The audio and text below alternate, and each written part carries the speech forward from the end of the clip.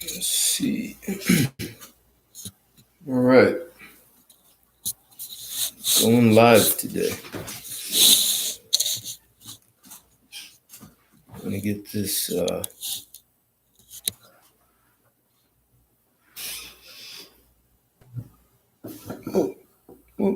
Whoop.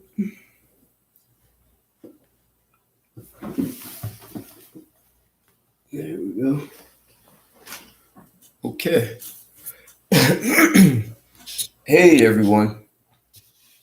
Going live. Had a request in my last live, so I'm following up on that one. Hey, Chaos View. How are you? Thanks for joining. Thanks for checking in.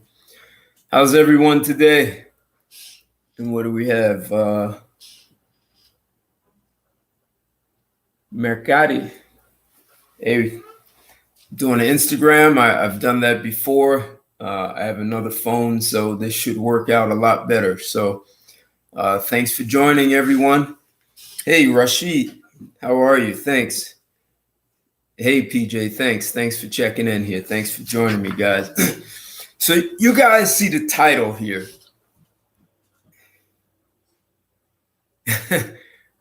Hey, Reg. Oh man, you in the old school ways, Chaos View. I'm groovy, man. That's the old way they used to say it back in the day. So I'm feeling pretty groovy right now. So let's see if we do. I want to get this lighting right. All right. So you guys see, I have a title here. Why aren't you attracting quality women? And the last time I did a live stream, someone asked about how do you find these quality women? So I want to have that conversation. So this is in response to a request, and technically this is a big topic. It's not so cut and dry, and so I want to make this interactive. I'm going to ask you guys questions like I did the last time. You guys were really great the last time when I asked questions. You gave some, you asked me some questions or had some good concerns. So I like when it's interactive. You guys are really smart. Without question, you're thought-provoking. So if you ask me some tough questions, it'll help pull the best out of me. Well, you know, I'm going to say quality. The quick answer to what a quality woman is going to vary. So whatever you call a quality woman, that's what she's going to be. But you know what? Before we can even go down the street of talking about what does it mean to be quality, technically it all starts with you, the man. It doesn't start with the woman at all. It's finding a quality woman is almost never about the woman, and I'll tell you why. Because if you attempt to make it about the woman first, then really you're following the woman's lead. She's leading you.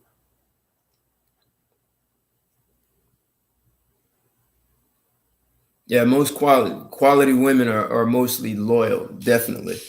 So I'm going to suggest you think in terms of compatibility.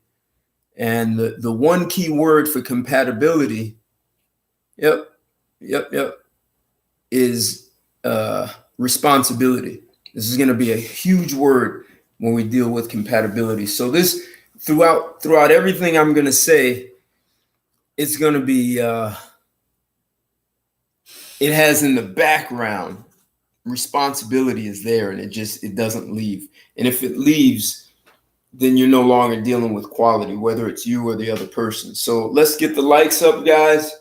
This is one of those live streams that, once again, you know, the guys who are really smart, whether they're nerdy, guys who really who are looking for someone. I know a lot of guys are going abroad. Hell, I lived abroad for a number of years. So share this video with the guy who really does have this on his mind. Because you know what? If any of you guys are thinking about a spouse or a live-in girlfriend and it's serious, a live-in girlfriend and it's serious, there's a certain commitment that's going to be required for that. And the choice of a spouse, I'm going to say, is the most important choice anyone will make. A spouse, and for some reason, this is not part of U.S. culture. The choice of a spouse is the most important decision you make. So yes, quality is important.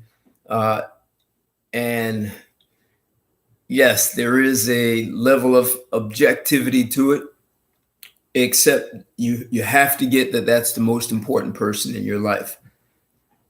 And she needs to be treated that way.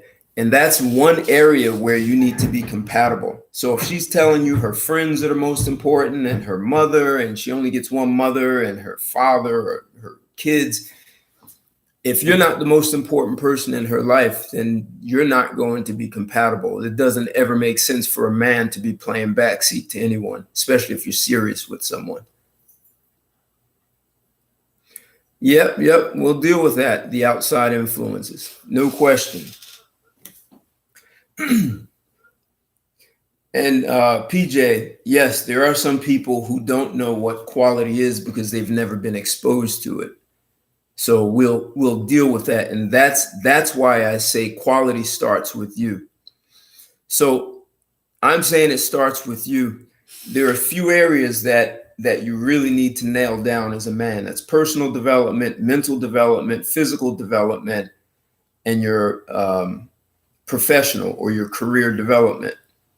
Personal, mental, physical, professional. Those 4 things. You see, if as a man, if you don't nail those 4 things down, it won't matter how many quality women are in the world, because most quality women are going to nail those down themselves. And if you don't have that, it's one of the things that I always tell women: don't ask for something that you cannot offer. So what I'm getting at, the reason why I titled this, Why Aren't Men Attracting Quality Women? I'm saying if you focus on these 4 things first, the quality woman is a second step. So when I say personal development, I'm just talking about things that enhance your personal and your professional life, like conflict resolution skills, how your presence, your social skills, effective communication, and listening is probably the most important part of communication. Most people think it's just how eloquent you can speak. When I say mental development, that increases your intellect and your open-mindedness, exposing yourself to new things, new perspectives. This can be from travel, learning a new language, reading subjects outside of your expertise, engaging with people who don't think like you, even like different cultures. Even meditation can support that. Physical development, well, that's going to seem like it's obvious, but, and I've spoken about this before, physical development enhances your overall health. All CEOs, Fortune 500s, even below that, all of them have explicitly said to me that working out is key. They've even told me, hey man, never stop working out. Always take time to go to the gym. So if you want to, that's not just exercise, it's diet. So you get one body, take care of it. It can be running, it doesn't have to be. It could be going to the gym, it doesn't have to be. It could be yoga or some home exercises. And physical development also is going to include the way you dress, right? So if you're a guy who just wants to dress in a way to show that you're different and it may be unappealing, there's a cost to trying to be so different. That can backfire. So my suggestion with physical development is that you're well groomed. Career and personal and professional development, that starts with income. Now, you might be 25 and not hitting 6 figures, and I know there are more people in their 20s hitting 6 figures. But that's not always the case. So if you're looking for a quality woman in your 20s and you're not making six figures, what I'm giving to you here is what has you attract quality women. Because a lot of women, yes, they're looking for the hunter. They're looking for the guy who can make sufficient amount of money so that she can stop working. Most women want to be able to stop working and take care of the children. So that's going to require you to make a sufficient amount of money. So generally, jobs that require you to solve big problems pay the biggest bucks, which that's going to get you back to responsibility, right? So if you're making big decisions that influence or affect other people, those are the people making bigger money, more money. At the same time, guys, don't get caught up in being a white collar worker. You know, crane operators make between $200,000 and $500,000 a year. Crane operators, especially here in the New York area with all these skyscrapers. But you know, you can find that in Texas, Chicago, LA, lots of cities. But they make a good living. You can be an electrician, a plumber, carpenter, mason. You know, they all make a great living. Or you can go to those skills, those crafts like plumbers and electricians, and turn that into an entrepreneurship and build a company. And it doesn't matter what age you are. And if you want to go down the white collar, you know, investment bankers, attorneys, the quant guys in hedge funds, engineers, you know, these are all professions that can more than likely put you in a six-figure income. And so if you want to attract quality women, perhaps one of the important things for you to be able to attract her is to have a plan on how you want to move your life, your career, your professional, whether you are planning to be an entrepreneur. What are your plans? How do you plan to get there? What are the stages, the development? Are you going to go straight into entrepreneurship, or are you going to work somewhere, develop contacts, develop experience, and then move into that? But these are things that a quality woman is going to be listening for that. She's going to be able to recognize if you're quality. So one of the challenges of developing yourself in those four areas is that a lot of women are going to be unqualified for you. So you'll be disqualifying tons of women. And a lot of women are going to self-select. They're going to know they don't belong with you. So on one hand, that could be frustrating because there are going to be so many unqualified women, and it'll have you wondering, oh, it's lagging, huh? What do you mean? My voice is lagging, or I'm breaking up?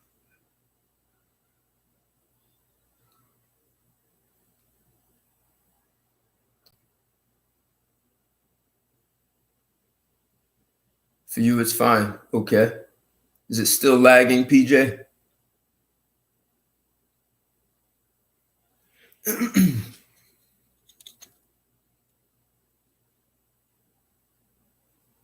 My connection.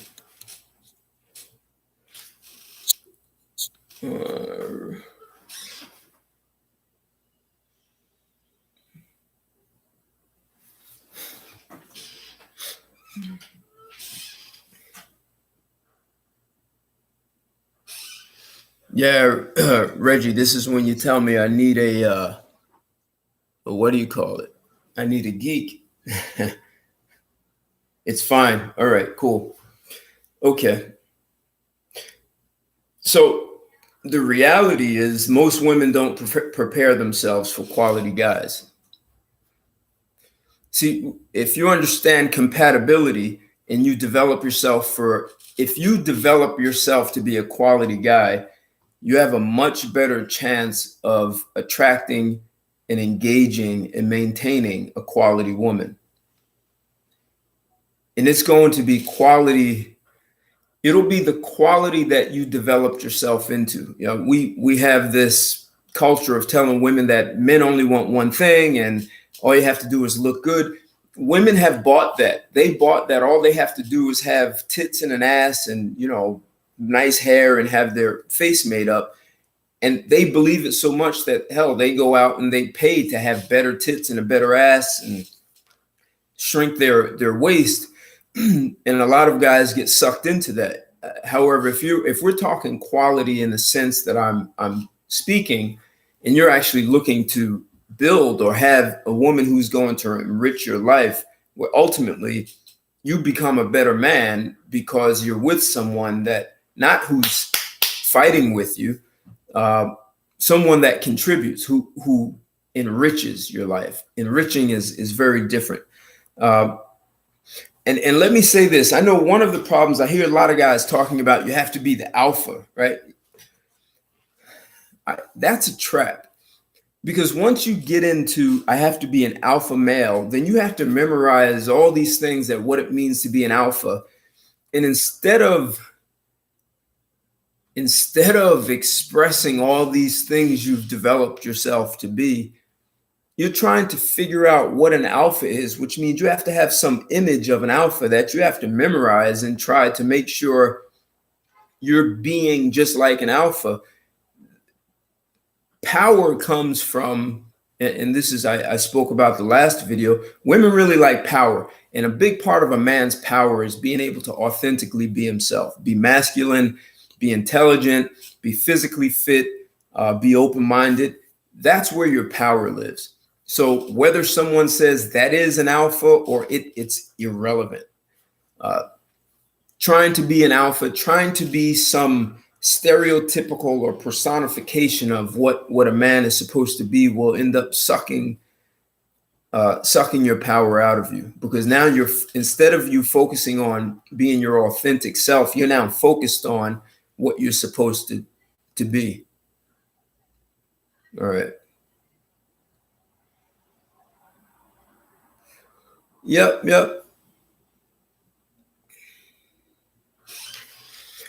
Most men are beta.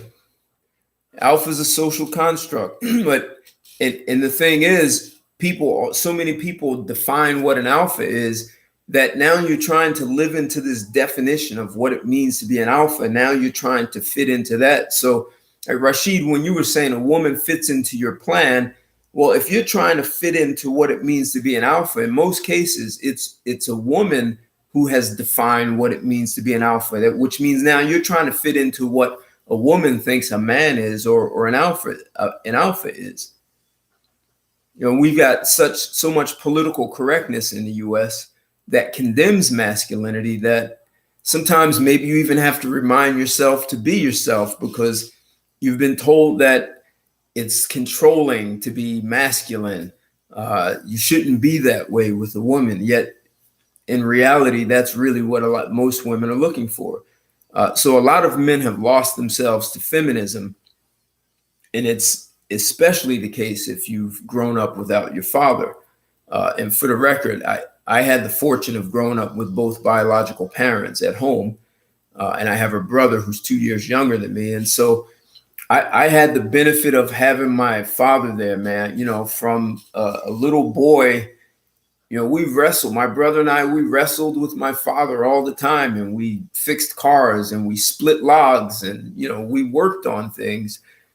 And I watched how my parents, you know, worked together to raise the family. And I watched where my father would have the final word. So I did have the benefit of having that experience as part of my childhood. And this is important if any of you guys are actually looking to have children, because if you're really interested in your children growing up to be as healthy and being able to make things happen in their own lives, you are the example. So if you're going to grow up and have your children grow up with both children, it's better. So if it's about compatibility, you first have to know who's compatible with you. And if you, like I said, if you attempt to hold up the alpha image, it's not you. Your personal, mental, and physical development support you. Those things support your career development. So, you know, I think a lot of people talk about being an alpha primarily because they're trying to say an alpha is the leader. If you're the leader and you lead this woman and you show her, you know, I'm the boss, and you, it's like you're trying to prove to her. If you have to prove you're an alpha, and I hate that I'm beating a dead horse on this. If you develop yourself and get clear about who you are and what's compatible to who the man you've developed yourself into, that makes it much, much easier for you to be able to figure out who's compatible with you. So if it's people make it about being an alpha, if it's about having leadership skills, develop yourself as a leader, right? The workplace is a great place to do that. Sitting on a board of a nonprofit, if you're qualified to sit on a board of a for-profit company, doesn't have to be publicly traded, it could be privately held, doesn't matter how big or small it is. But sitting on a board will give you some real training and understanding, sitting right in the front row where you have to be a leader, and especially if you are engaging, even on a nonprofit. So put yourself in situations where you are forced to develop leadership skills, like taking on projects, being a team leader. Those are all things that will have you be a much better leader, and that leadership skill it can transfer over to your personal life. Yeah, relationships between sexes are political. So yeah, I know a lot of guys talk about submit. So I'm going to get to that too. So your personal, mental, physical development support, they'll support your career development.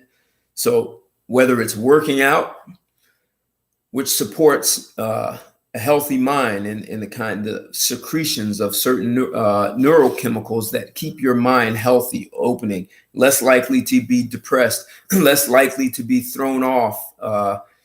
It supports having an air of what people call confidence, right? It gives you a certain perspective about yourself that no one can ever take from you. And women pick up on that, especially quality women. If you travel, there's Northwestern University and Nancy in France. They talked about how leaders become more open-minded when they travel, right? So if you are heavily exposed to another culture, living in a different country, it makes you more valuable and more open-minded in the workplace. It'll make you more valuable in your relationships also. So this mental development clearly supports finding a mate. As a general rule, so I'll talk about women, quality women generally have above average to high intelligence. And so a guy who wants to attract a quality woman who has above average or even high intelligence, she's going to have an ability to, what it appears to be is to see right through you. She's generally more open-minded. She might be formally educated, but she may not. She may be self-educated, which has an enormous amount of value. And if she is, many well-educated women with high intelligence really do understand cooperation. They understand it from the workplace, and they understand it from the family. So there's a catch, though. Once again, if you develop your own intelligence to be higher, you're going to have a much smaller pool of women to choose from. And the other catch is a lot of women are going to be attracted to you. They're going to find you desirable. The third catch is women will see your intelligence as an opportunity to prove themselves. So there are some women who will be combative with you because she's got this whole notion that women are supposed to be smarter than men, and she wants to prove that she's smarter than you. And this whole stereotype that women are smarter and men think with their dick and not with their brains. So she may be combative. If she's worth the effort, that's up to you. But I'm telling you, you're going to have to strip her down. You're going to have to strip every woman down anyway. So, Rashid, I saw that you said, yeah, a lot of them are combative. But I got to tell you, man, there's this, what they call this new super upper class that's happening. And this is where these well-educated men and women who have generally high IQs are marrying one another, and they are raising their children almost like in a bubble. So they're raising their children to be like them, to have high aspirations, high IQs, and they are now, it's already happening. It's been happening since the 60s. They are your senators, your CEOs, the executives, they are your governors, and they are working really well together to create their own kind of world. And part of the concern is a guy who wrote a book called Coming Apart, and he said what that is doing is creating a new poor class.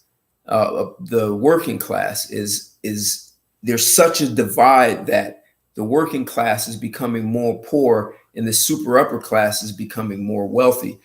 So it's going to become very difficult for people to compete against these kinds of couples. Their divorce rates are very low.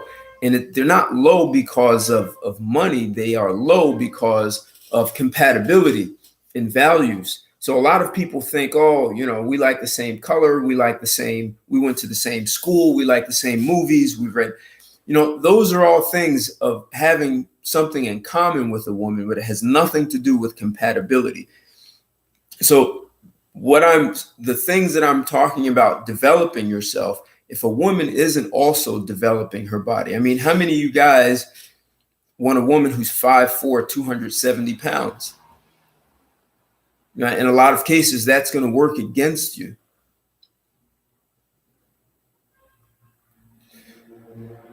Yeah, so Charles Murray, exactly. Look at that's exactly his name. Thank you. I couldn't remember his name. Charles Murray, Coming Apart. And he makes a really big deal. So that's that's negatively impacting just white working class. So imagine what it's doing for other ethnic groups. Asians, you can say Asians kind of have been doing that here in the US. Right.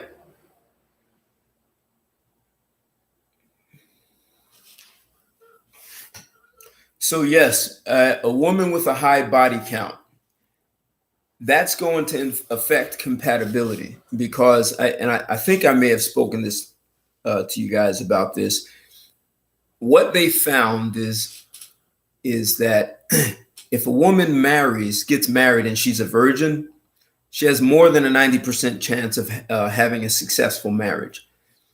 If she has sex with the one guy and she marries him, it's still over 90%. And the woman who has sex marries the second guy she has sex with, it's still about 89, 90% chance of a successful marriage. The more men a woman has sex with, the lower her chances of having a successful marriage. So, you know, a woman's, you know, I spoke to you guys about neurochemistry, biochemistry. A woman's body is not made to sleep with a lot of different guys. And that's going to create a level of emotional instability. And if you want a woman with emotional instability who's taking you on roller coasters and has a very low perspective of herself, that might be compatible with you. I can tell you, it's probably not going to go very well. So body count counts. It matters for a lot. And any woman who thinks that she has the right, you know, I know feminists have told them they can do whatever men do. If she thinks she has the right to sleep with a lot of men because that's what men do, or at least she believes that's what all men do, she's going down a dead end. And she'll be emotionally unstable, and it won't take you long to understand that. So this is part of what I'm getting at. So mental development is extremely important. because it gives you a competency. It gives you an ability to be able to distinguish patterns. That's right. That's right. High mileage.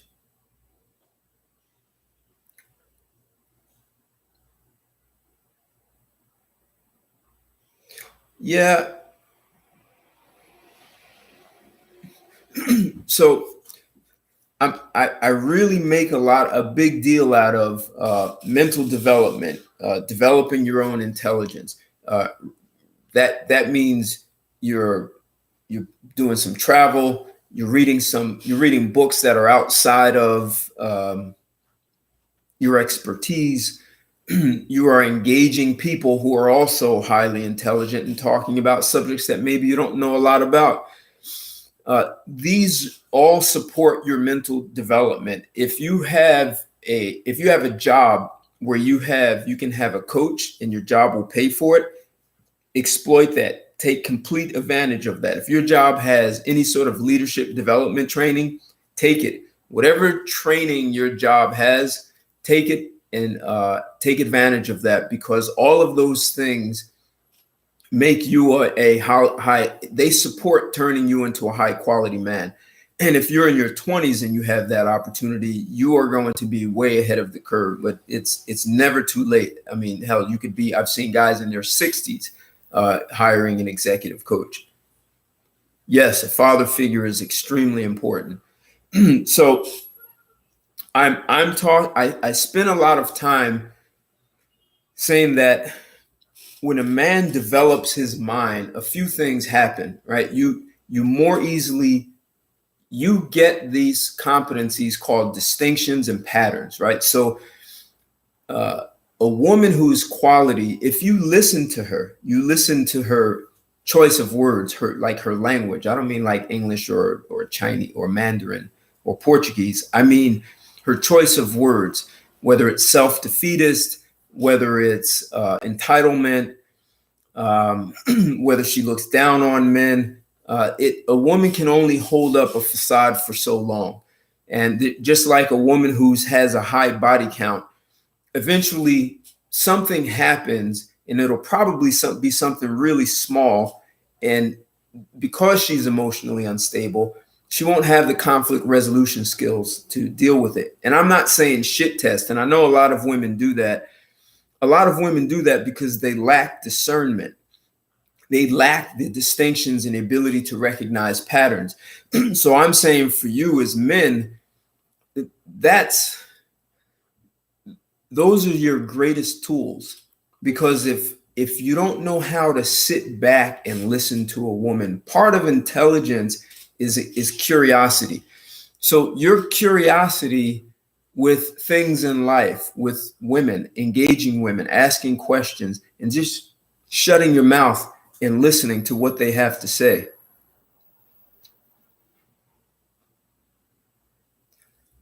Listen to her relationship with her father. Listen to what the relationship or lack of a relationship has impacted her. See, you guys, if you understand that people always tell you who they are, you just have to give them enough time to tell you. And what you'll find is you end up disqualifying a lot of women, because there are a lot of women who will, like someone said, well-educated women will often be combative. They will eventually show that true color. You just have to give her enough space. So curiosity is going to be a major tool for you as a man. You know, one of the things that I hear from a lot of women is that they say most guys spend a lot of time talking about themselves. Yeah, NLP is really good. It is good. Yep, I learned that when I was a sales trainer. But a lot of women say guys spend a lot of time talking about themselves. Ask questions. Be curious. Like Einstein said, he wasn't intelligent. It was just that he had a greater curiosity than most people. So if she's a quality woman, she actually has something to talk about. So by you asking questions, and if you understand that you are inviting a woman into your life, you have a right to interview her. You actually even have a right to interrogate her before you invite someone into your life who's going to bring chaos. Hey, H1. Hey, thank you. Thank you. Now, I don't mean you interrogate her like you put a spotlight on her and you're like, okay, so tell me what happened in third grade. You know, I'm not saying that. And I'm not saying you be so laid back that, you know, well, y'all, you know, you just kind of sitting back and I'm just watching and I'm just, you know, I'm just a simple man. I'm not saying that either. I'm saying be assertive about it. Uh, assert yourself. And when women don't want to answer certain questions, there's a way to communicate and say, hey, look, I just really want to get to know you.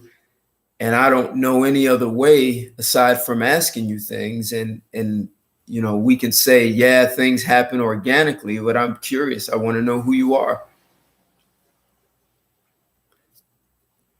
Do not allow a woman to slip away from your questions. I mean, if you're really looking for a quality woman, you need to be able to find out who she is. Wow. Yeah, PJ, right. Exactly. She slaughtered her father. So she's like a manslayer. Yep. NLP, neuro-linguistic programming. So if you're curious, there are a lot of things that you can learn. And neuro-linguistic programming is a good thing because neuro-linguistic programming is talking about the language within your language. So if you're speaking English, so right now, if I'm speaking English and I want to express to you that there's a language within the language that I'm speaking, I would now say that I'm a visual person because I'm speaking very fast, and visual people think in terms of pictures. So here's how you can bond and really understand the person that you're speaking to, and how to get them in your world and then bring them into your world. So if it's a woman who speaks really fast, right, you may have to, and so visual people speak fast. Auditory people have sort of a even, they're even. And then you have these kinesthetics, I think now may call it tactile. And that means they think with feelings. And so visual people speak really fast. Auditory people, they speak at a very even, you know, they're not speaking fast or slow, but they're pretty, you know, solid. And then you get the kinesthetic. They have to feel everything. They take in what you say, feel it, and then they have to get their response, feel it, and then they speak.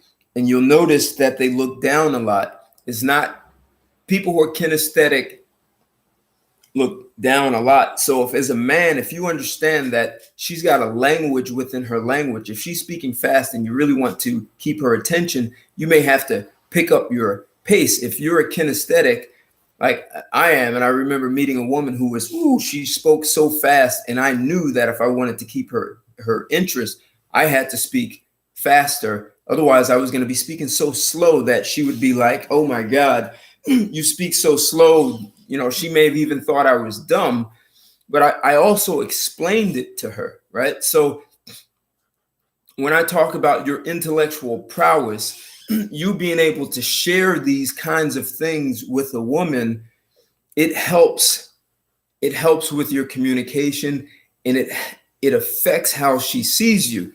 Now, if she already knows about this stuff, that's great, right? So that's just one more thing that she sees, that the compatibility, and it helps the way you all communicate so that you have less communication gaps. But, you know, at some point, all people have gaps in communication. It's how you handle that. That's where conflict resolution skills. Conflict resolution never has anything to do with the other person or the gap in communication. It has everything to do with you and how you see yourself. If you see yourself as inadequate, there's a good chance you're going to get upset, right? And you're going to deal with conflict with conflict. If you have a very healthy perspective of yourself, you understand that gaps in communication happen, misunderstandings happen. Let me step back and listen to what you're saying. And sometimes you might even want to repeat what the person is saying. Yeah, read between the lines is sometimes dangerous. I don't like reading between the lines with women. I make them explain exactly what they're saying. So this is another part. If you have to read between the lines, it may be that she's an ineffective communicator, or see, you could be interpreting, well, you're always going to interpret what someone says based on what you already know. So I often say to people, I'm not really sure I understand what you're saying. I understand all the words. You just said you went to the grocery store at 3 o'clock and you saw a man with one leg. I understand the words, but I don't really understand why you're telling me this. Yeah, so I'm going to tell you, Rashid, a lot of women, I think it's more, even a quality woman can have that in her 20s, but that's a job of a man. It's a man's job to strip that down. Yes, lots of women expect that that's what a woman is supposed, a lot of women believe it's a man's job to be able to read her mind. I found it shocking when women would say, well, you need to tell me what I want, and you're supposed to know what I want as a man. Like, that was, in her mind, that's a man's job. And I addressed that head on. Not all women are covert, though. You see, they're so in addition, NLP, you have people who are more concrete in the way they communicate. Some are more abstract. Some are direct. Some are indirect. And when you understand that that's how people, those are just another language. There's a story of a couple who were driving in upstate New York. It was a Sunday. They were just having a great day. It was great weather. And they're just spending time together. And they're driving up some road. And the wife says, honey, look at that ice cream parlor. Isn't that nice? And he looked and he said, yeah, that's a nice ice cream parlor. And he kept driving. Well, a few miles down the road, the wife is having a temper tantrum. She's upset. She's angry. Why? Because she wanted to stop at the ice cream parlor and get ice cream. And she never said it. She expected him to read her mind. So she was an indirect and abstract communicator.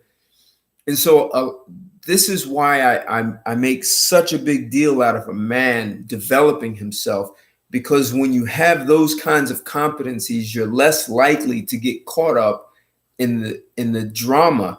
I've spoke to you guys before about just the natural neurology, the way a woman's brain works, is that if you have a man and woman having the same conversation, and when they hook up all those things to the brain, you'll see more activity in the woman's brain, not because she's more intelligent. It's because she's making up stories. She's making up things that never existed. She could be dealing with trauma from her past. She could be making up a story about, this guy's going to marry me. I mean, my joke is, you go out with a woman, you have a good time. She goes home and calls her mother and says, Mom, he said he likes spending time with me. I think he's the one. We're going to get married. I mean, so women make up a lot of things. So as men, if you understand that, then you're less likely to be triggered by her triggers. And this is why mental development is such a critical thing for men, especially living in a society that's really pushing femininity even on to men. So your own development, it supports you remaining a masculine man. Yeah, blunt is and a woman will actually respond to bluntness over time. She will understand.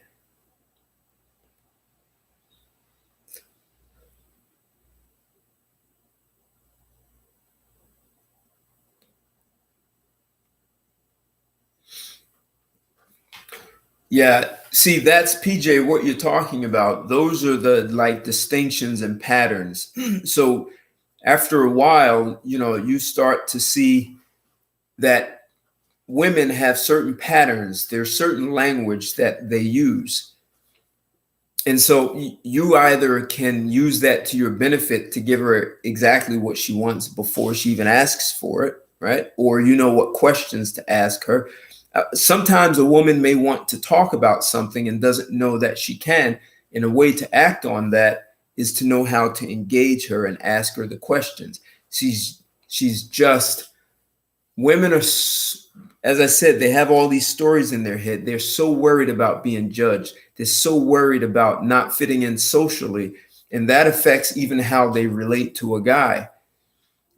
Women are more nervous dealing with men than most men realize. I mean, you'll be surprised how nervous and a woman thinks whether she doesn't qualify. And I don't care how great she looks. It's amazing. You'll be surprised about that.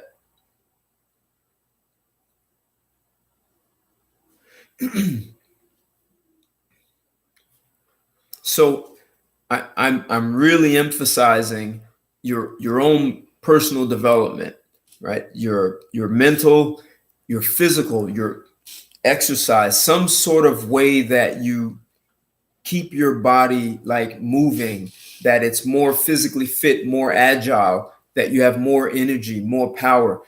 This also affects sexual compatibility.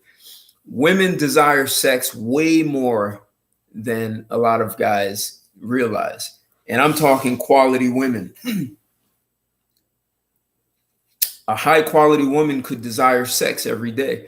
There's a statistic out there that says couples who have sex four times a week or more, they earn more money than couples who have sex less than that.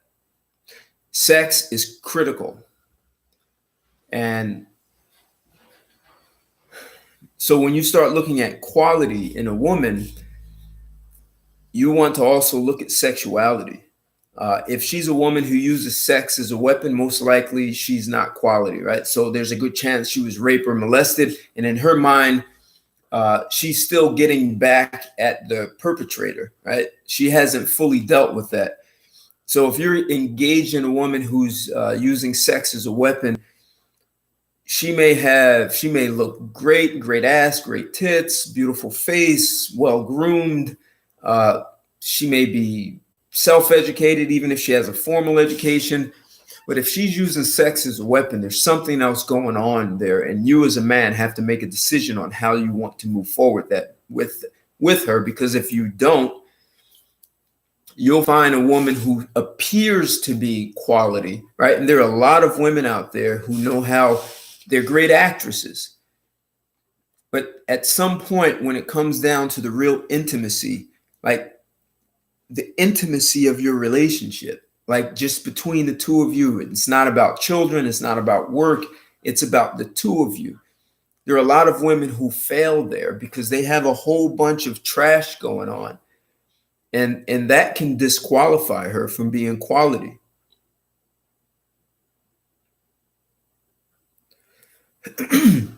So, Legatus,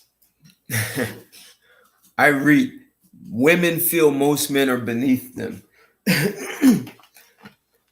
I'm saying that is one of the shams that women have played on men. Let me give you an example.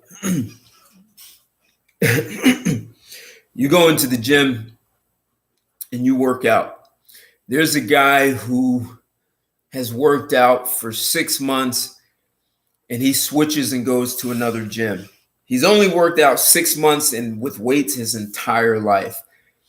And he goes into this gym and you see some cats who are, not bodybuilders, but, they're cut, they have mass. They've been doing this for years. That guy who's worked out for 6 months could easily have an attitude that, that guy, his cut is not so perfect. Look at his arms are not even, or he could present an air of these people are beneath me. And it's only because he believes he has to prove something. And the only reason you have to prove something is because you already in your mind believe you are less than. You see, Legatus, women may out of their mouth talk about men are beneath them, but when you watch the decision of the men they choose, I did this in another video. If I give women a choice of 2 rooms, and in room A, that's where all the high quality men are. In room B, those are the bad boys, the guys who are triggered by, they have poor communication, they get triggered, they don't have conflict resolution. These are the bad boys in room B. You put a lot of women, the average woman in room A with the high quality guys, she's going to know she doesn't belong there. And she's going to walk out and she's going to go into room B. And the reason she knows she doesn't belong in room A is because she thinks she's fucked up. Something's wrong with her. And those guys in room A are going to figure out what's wrong with her and they will abandon her. There's so many women afraid of being abandoned. So what she does is goes into room B where the bad boy, she finds a guy who's more fucked up than her so that she can justify and say, yes, I'm better than men. And she'll date those guys all the time. And in her mind, she's better than the guys in room B. And she'll use that to prop herself up to say, I'm better than all men. But the reality is when you strip down to find out who's in there, she has a very low sense of self. And it's why she has to keep proving that she doesn't have a low sense of self, because she's really trying to hide the fact that she does. Yeah. So this is why it's so important for women to have, Rashid, 2 parents.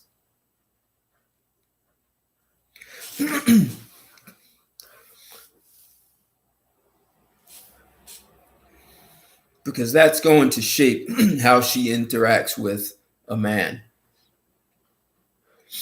You see,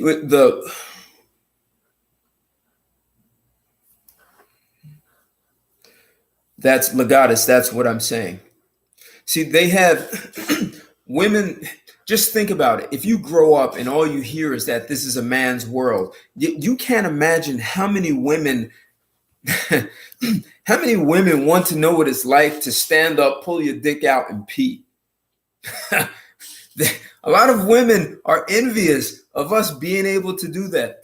A lot of women are, let me put it like this. We have a problem in our society. We've told women they can be equal. And when 2 men are dealing with one another, even at work, we know that if this goes too far, the ultimate defining moment is we're going to duke it out. We'll fight. If you push too hard, if you get in my face, 2 men will slug it out. Well, now when a woman tries to be in that position of a man with another man, the man is not thinking he's going to slug it out with a woman. So women know this. They are inferior. They just they interpret their physical inferiority as being inferior in other ways. And but here's the other catch. If a woman is truly honest with you, she will tell you her real expectations. I want a man who's physically stronger than me and intellectually superior to me. Women will tell you that. The women who are not comfortable with that is because they're too busy trying to hide that they already feel inferior. And it has nothing to do with being inferior to men. It's just how they see themselves. And it's you who will have to decide if you want to deal with that. And this is why I talk about compatibility. This is why there are lots of women who on paper look like she's really good. This is why you as a man, you have to understand the language within a woman's language. If she's like someone said, she bashed her father. Yeah, that's a good way to put it, PJ, right?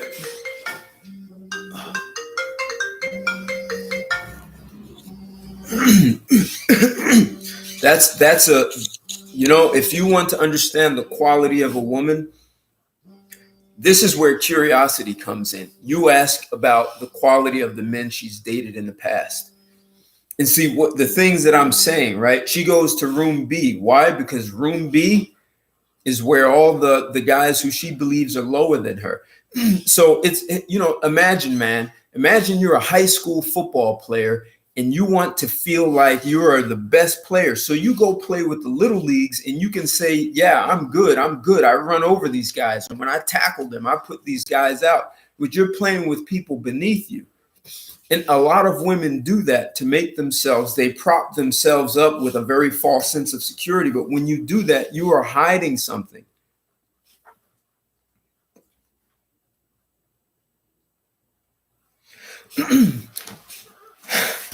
There are, so here's a problem with our society. Our society teaches us that we are all fucked up and we all have issues. This is what we learn. This is one of the things that you can say it's indoctrinated. Indoctrinated in all of us that there's something wrong with us and we need to be fixed, and we absolutely don't.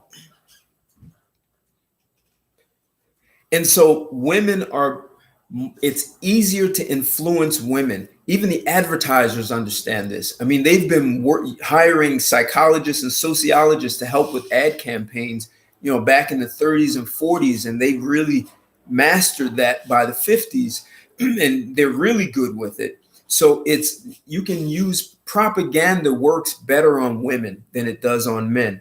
You can influence women. So if you teach men and women that there's something wrong with them, then they're just going to grow up believing something's wrong with them. And women are more likely to be susceptible to that because look at you, as a rule, you don't see men walking around with makeup, right? How many men are getting implants to make themselves look better? Women are more focused on looking good and avoiding looking bad. Now, men do that also, right? I'm just saying women are more, they get caught up in that trap more. So being your authentic self, ultimately, I'm saying if you can be your authentic self, it gives the woman the space to be herself, and she's going to let her guard down. I think most women are not fucked up, but they just bought into the idea that they are. So it doesn't matter if they really are or not. They bought into the idea that they are.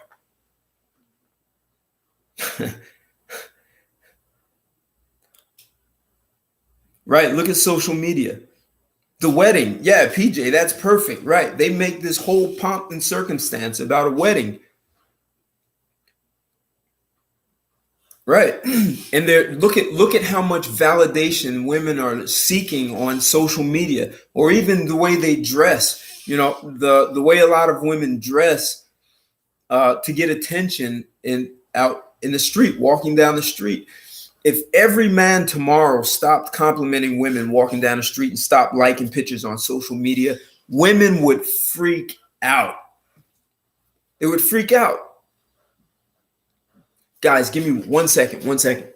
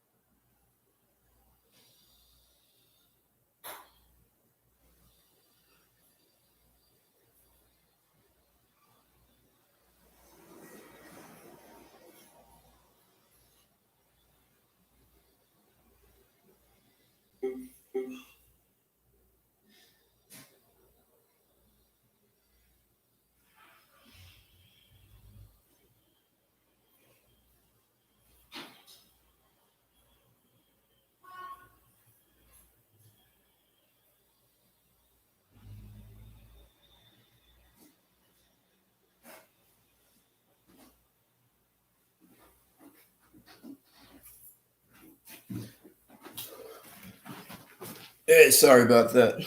Um, so,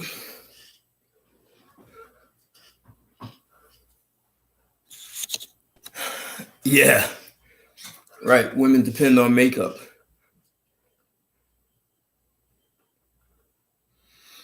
Yeah, you could say those magazines are part of the problem in TV and reality television.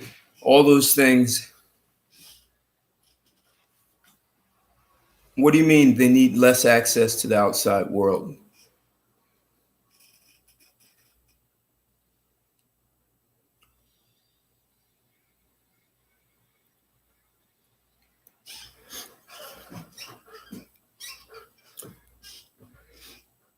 So I have a question for everyone.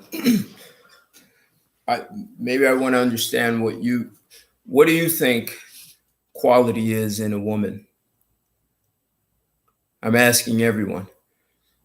What would you say quality is?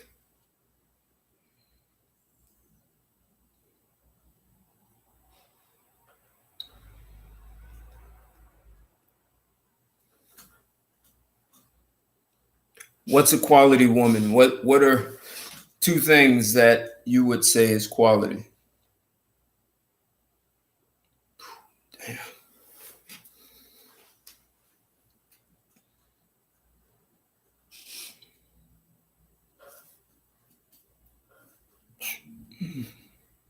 Virtue, chast, modesty, obedience, ability to respect and submit. Okay. Ah, okay. I got us. I understand that. Yeah.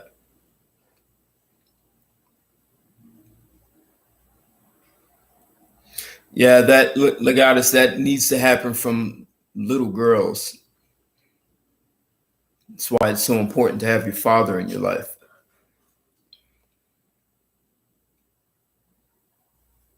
What else? So quality equals virtue, chast, modesty, obedience, ability to respect and submit to the man, young, beautiful, and obedient. So let me ask you guys, how important is integrity? I mean, would you look for integrity in a woman? And I don't mean that just in the sense of being loyal. I mean integrity across the board. Yeah.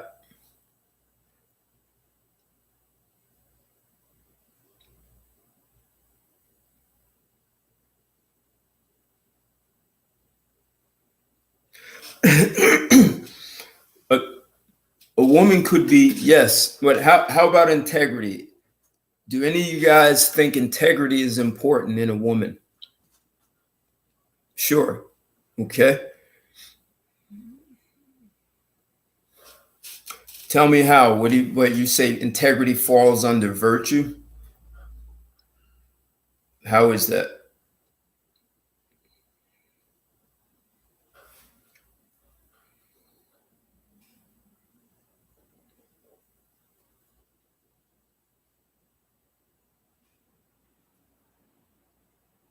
Okay.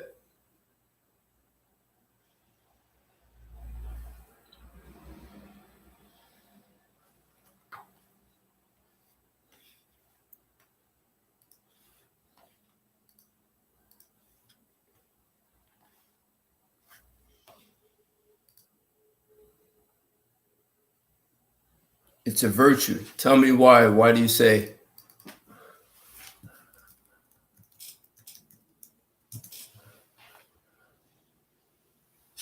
high moral standards? So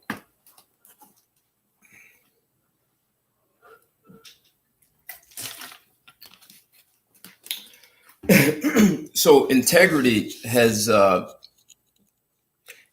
is like being whole and complete. Like you keep the integrity of a car engine. If you start taking screws out, you may lose the integrity of the automobile and the or the engine could stop to work, or the integrity of the wheels on a car. You take out some of the bolts on the wheels and the wheel is likely to fall off. So being whole and complete, and also integrity, if you look at it as someone who honors their word as themselves, right? So their word is whole and complete. If a woman says, I'm going to do this, if she says, I'm going to stop doing that, her word is her bond. So if she has integrity and the two of you agree this is a monogamous relationship, she doesn't even need the word loyalty because she honors her word.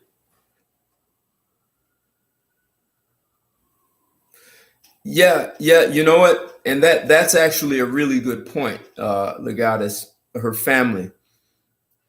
So that's when it comes to integrity, you definitely want to watch her actions and listen to her words, but you also want to see if she comes from a family that has integrity. That's why I think there's some value to arranged marriages where you actually get families to come together to see if there is actually a compatibility between the families, like the culture of the families. Like, do they speak the same language?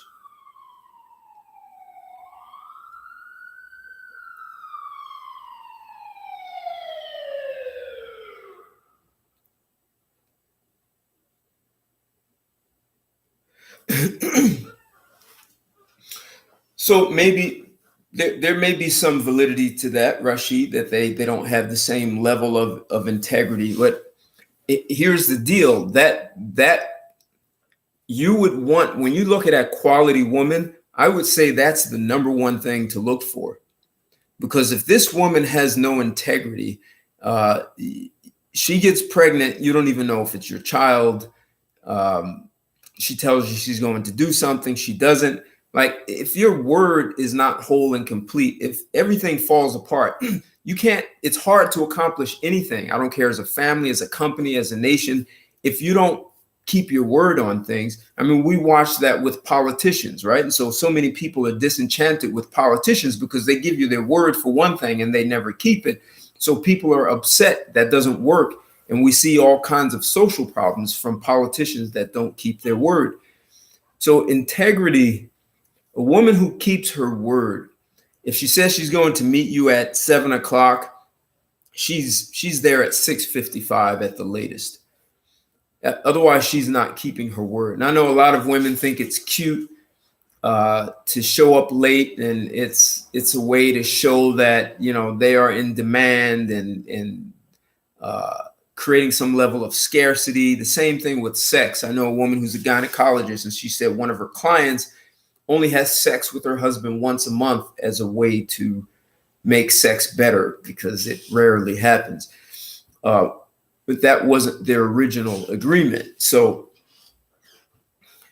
women, I've seen it, women can have integrity. So this still goes back to how well a man develops himself and how much power you have in being your authentic self, because that's her integrity. A woman's integrity is going to be in relation to you and what you allow. See, I used an analogy of saying that women are like water, right? So when you say women are more emotional, women are like water, and they need a container to hold them. Otherwise, they're all over the place. So if you develop yourself, if you don't do much development and you're made of paper, well, you know, water goes right through it. It shreds paper. It makes it weak. If you're cardboard, you may last longer than a piece of paper, but eventually you're going to go the same path. And if you're too harsh and this is a tough one to say, but if you're steel, if you're made of something that's hard and you're like steel, well, water will rust you and you'll eat yourself alive. So you're better off being made of gold or porcelain or titanium or something that doesn't rust, where you're eating yourself alive. So a woman's integrity if you hold the vessel of integrity, she's going to shape her integrity around you in the vessel that you create. So this is why I started out saying it's your own personal development that will dictate what a quality woman is for you.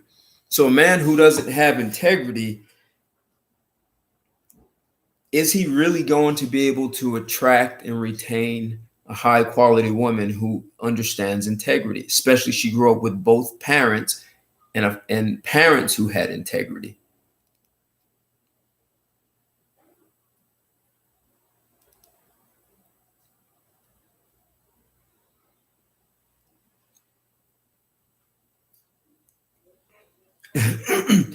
That's right. As a man, you hold her accountable. That's why I'm saying it's you who's creating the vessel of integrity for her to shape and form around. So I go back to saying that it's your intelligence, it's your integrity, it's your if you keep the integrity of your body healthy, she now has a choice to be with a man who's healthy and understand that if she becomes unhealthy, it's probably a problem. So she also needs to keep the integrity of her body. You know, I started working out when I was 11, and I never tell a woman that you have to work out to be with me. But you know, I've had some women be interested in me who are overweight, and I tell them, you know, this is I can't do this. You know, you're really smart, but since you're overweight, it's going to be really difficult for you to know how to support me. And the first thing they say is I'll go to the gym, and they usually lose weight. Except for me, I'm looking at the mindset of the woman. If she was willing to let herself go, she will do it in the future.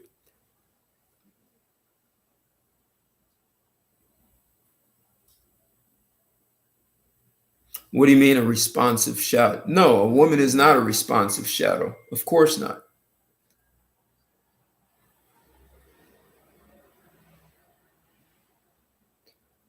No. But a woman, if a woman is honest, she will tell you, aside from many other things she looks for, but she has expectations that a man is physically stronger than her and intellectually superior to her. And the physical strength is not always in the sense of protection, like for a physical threat. Women enjoy sex, so they are looking for a man who can deliver some level of sexual prowess. So I don't care if you're just doing sit-ups to keep your midsection strong. Well, women are looking for that. So women, if a woman believes she's physically and intellectually superior to the guy, then it may be more difficult for you to get respect from her. Even if it's a case where she makes more money than you. If she sees you as physically and intellectually superior, she will work with you. I mean, I've met women who've made like $500,000 and married a guy who was a stay-at-home dad. I'm not suggesting that. I'm just saying there are things that women expect from men, and they don't always say it. It's like they have this more indirect, abstract communication, and they will not tell you that they want these things. What the women who are less likely to hide behind a facade, they'll be honest and they'll tell you that that's what they expect that.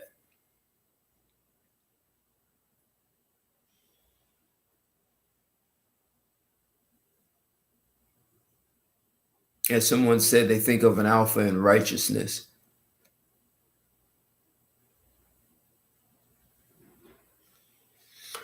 That Charles, that's an interesting thing you say, that a woman cannot choose a man for herself, education withstanding.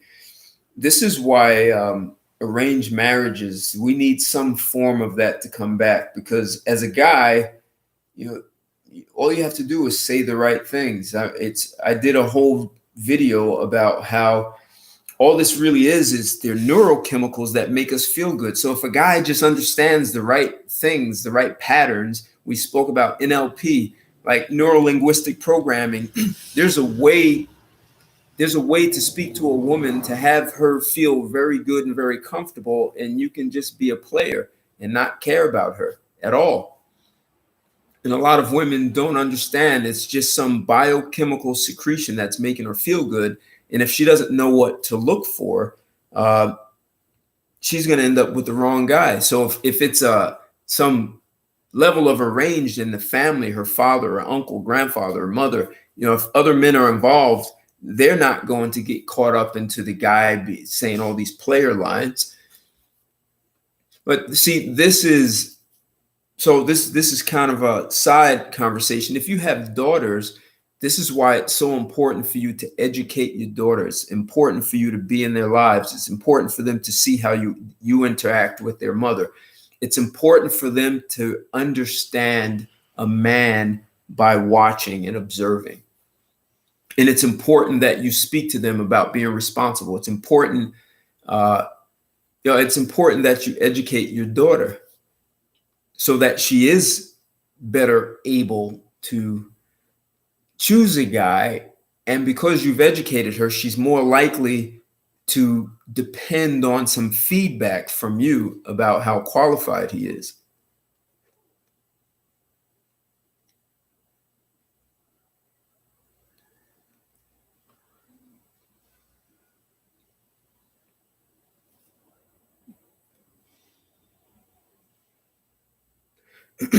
Really? They created pickup. Okay.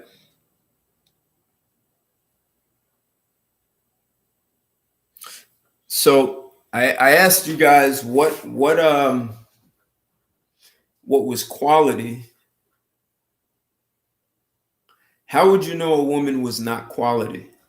How would you know that? And I know you're gonna say, well, just the opposite, but really, if you really think about it, right? So a woman can be good on paper. How would you know for a woman who's good on paper, how would you know that she still wasn't quality? How would you know that?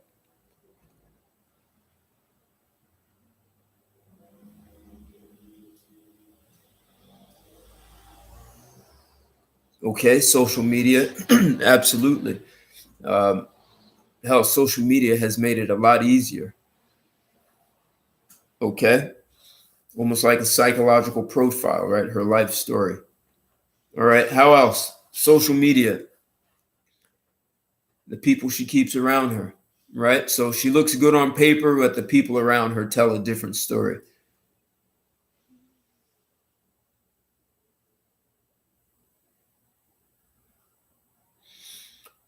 So how would you know of her interactions? I mean, there are a lot of women. I mean, you guys have heard they have these what they call wife schools. So there are a lot of women who may actually be, let's say they are well educated, they are attractive, they have a they have good income, and technically when it comes to a relationship, they are low quality. And they went to wife school and they learned how to connect the dots to appear as quality. How will you smoke out a woman like that?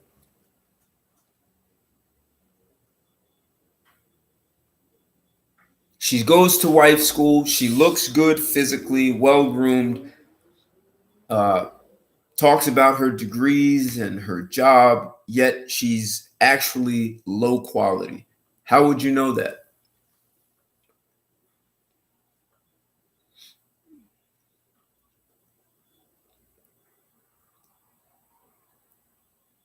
The people she's around? Okay. What if she gets rid of those friends?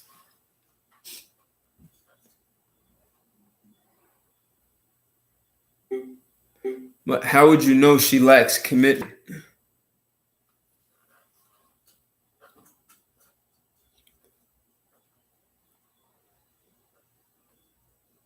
How can you know a woman lacks commitment?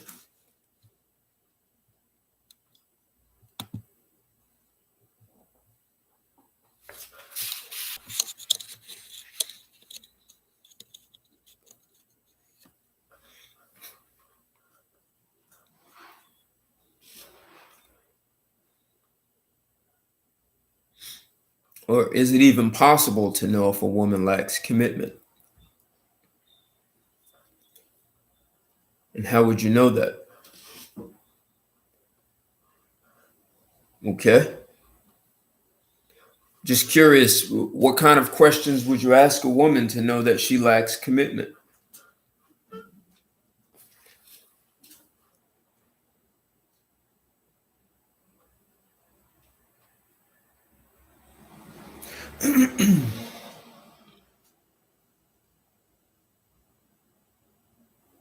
See, there are,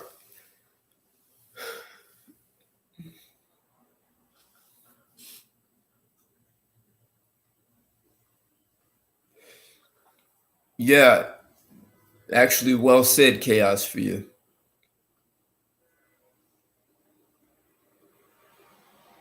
Good, Rashid. Yeah,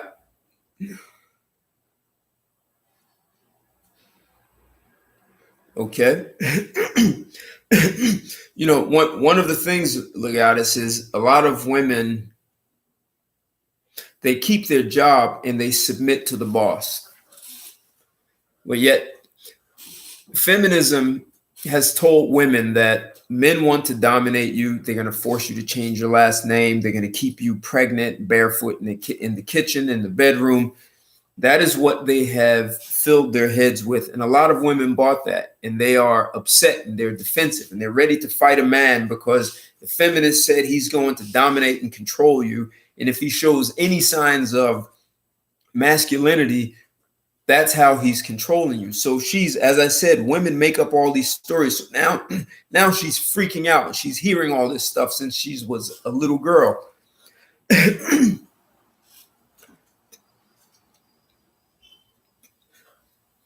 these are things that you have to deal with. Like, I don't think there probably isn't one woman in the United States who hasn't been indoctrinated with that feminist narrative of men dominating, controlling you. He shows any masculinity. So basically, the feminists are training women to strip down masculinity. So a lot of women, you look at MGTOW, red pill, black pill, cisbim. You have all these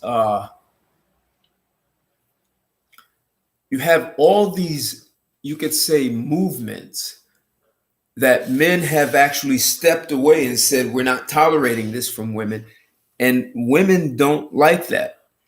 So what are they doing? They're going to a wife school. They are, hell, this pandemic had a lot of women going online, researching cookbooks and learning how to cook because they're wondering what the pandemic will force them to face. If they want to find a suitable mate, they better learn how to cook. So there are a lot of women who are learning how to put on a face, but behind the facade is still these feminist ideals.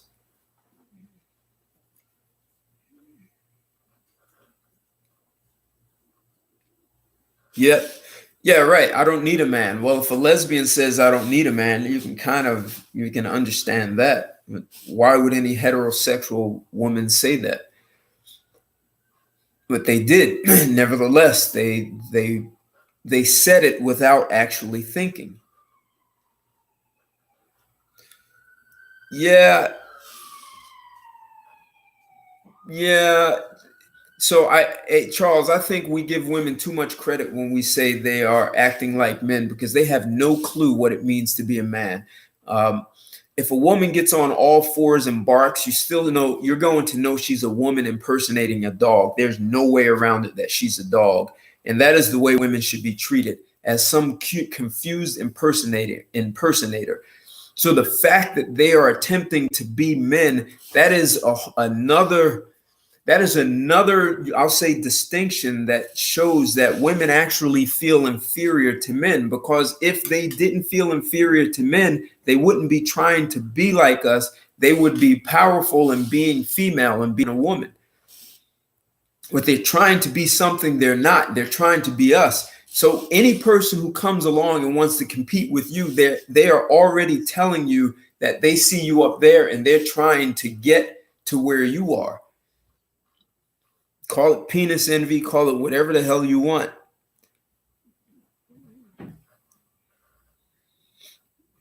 Yeah, even a lesbian knows she's not a man.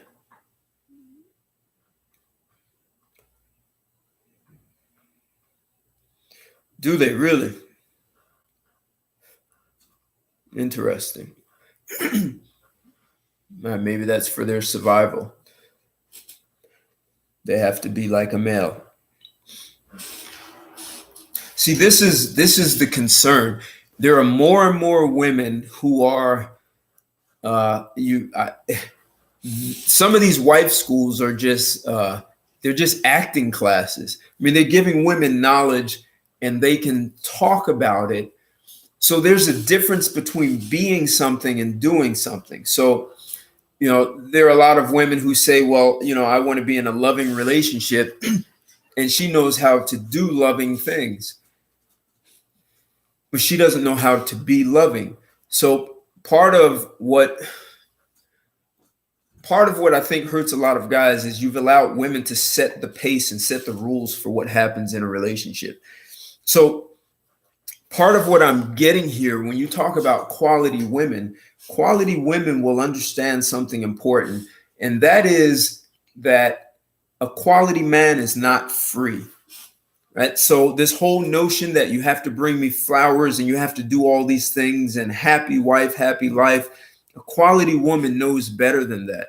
So as men, the thing that I urge you to understand is that instead of rewarding women just for having a pussy and giving them whatever they want, and you're showing up on a first date with flowers and you're always buying flowers for her and you're always trying to do things, only do those things if she earns them. She has to earn those things from you. See, a quality woman will understand that. See, a woman who's not quality will have entitlement. Now, there's another thing that when I was asking, how would you know she's not? And another thing would revolve around how she manages money, right? So there may be some women who maybe they were spoiled by daddy. Daddy spoiled her, and her management of money isn't that good. That's another thing to look at, right? So she has some entitlements around money and will spend your money like it's just water coming out of a faucet.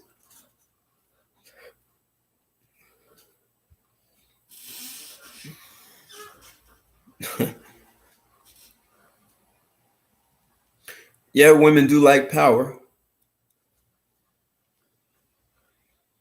We are animals. Human beings are part of the mammal population. We are. All these neurochemicals, they find them in rats, man. They find them in monkeys. They find them in animals. It's the same thing. We have the same, it's nature's way of perpetuating the species. Yeah, there are a lot of women horrible with money. I met a guy in my gym told me he was dating a woman, and one day she asked him for $750 because her rent was $1,500 and she was short $750.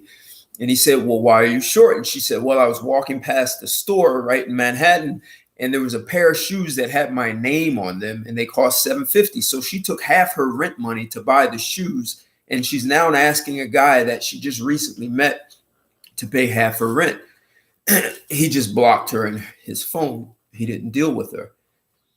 So, how a woman manages money will tell you a lot.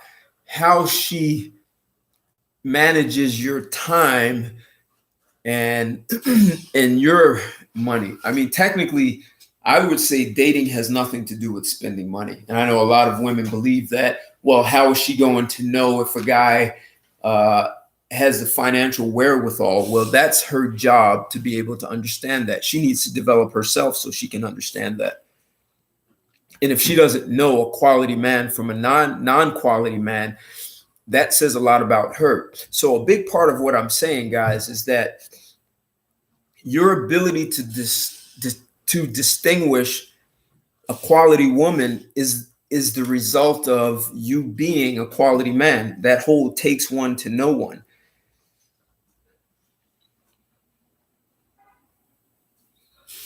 You mean like, hey Chris, you mean like Blog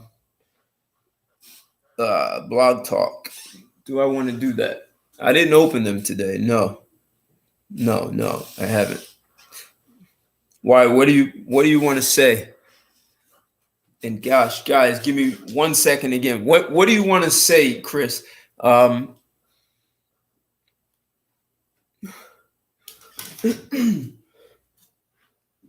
yeah, what is it you want to say?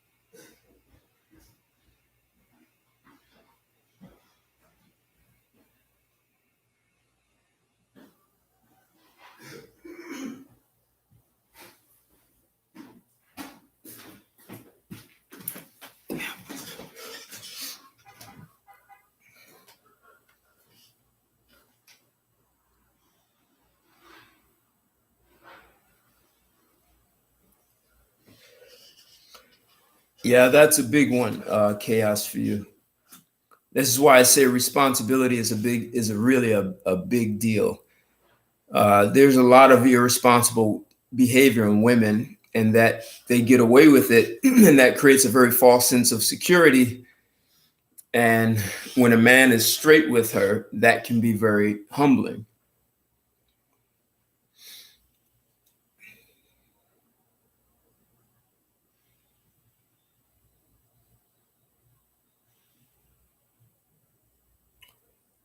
Yeah, and if a woman wants to play the highest bidder, that could be a sign that she's not quality, right? So women do a lot of things like, the highest bidder. You have to show me excitement. See, if a woman is looking for you to entertain and excite her, look at it this way. The way to hide that you have nothing to offer is to put everything on the other person and make them responsible for your well-being, to make them responsible for your excitement, for your good time, your happiness. That's why I said, if a woman says that she's looking for a man to make her happy, you just walk away. She's going to be a waste of time. She'll suck the life out of you. So there are lots of women who do not want to be responsible for their own physical and mental well-being. That's your job.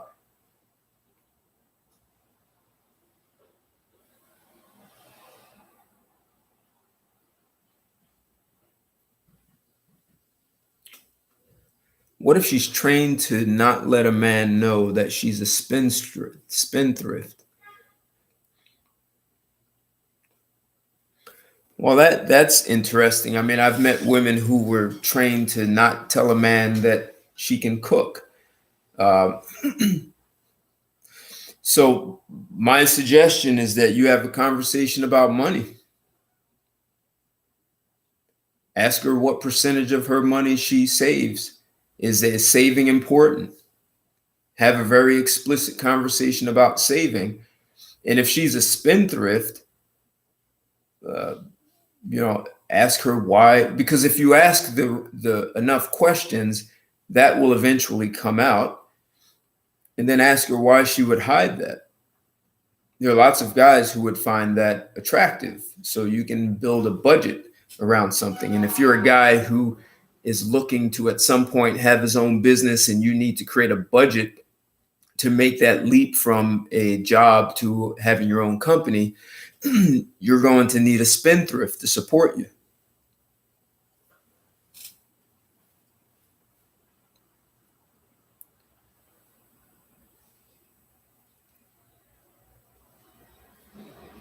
Yeah, women are acting in a way that feminists have told them they can act.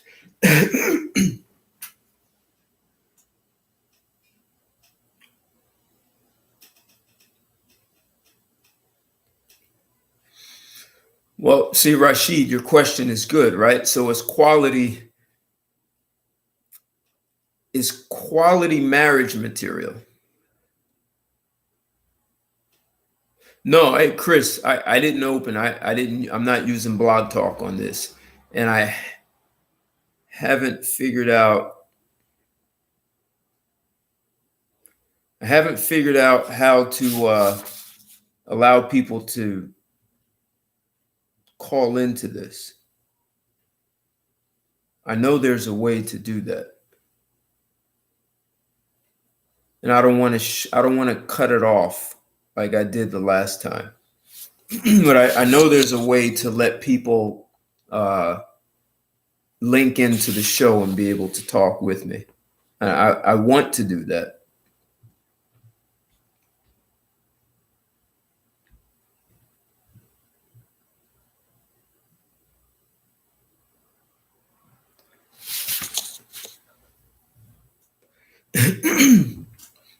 So if you have joint accounts, tell me well, let me first deal with marriage material, right? So, I mean, if you're a guy who really wants to marry, first I would ask why would you want to marry? I mean, that's the absolute first question. Why would any man want to marry? I mean, you can find a quality woman. You could literally spend the rest of your life with her. But even common law marriage, you have to think about those things also. You could,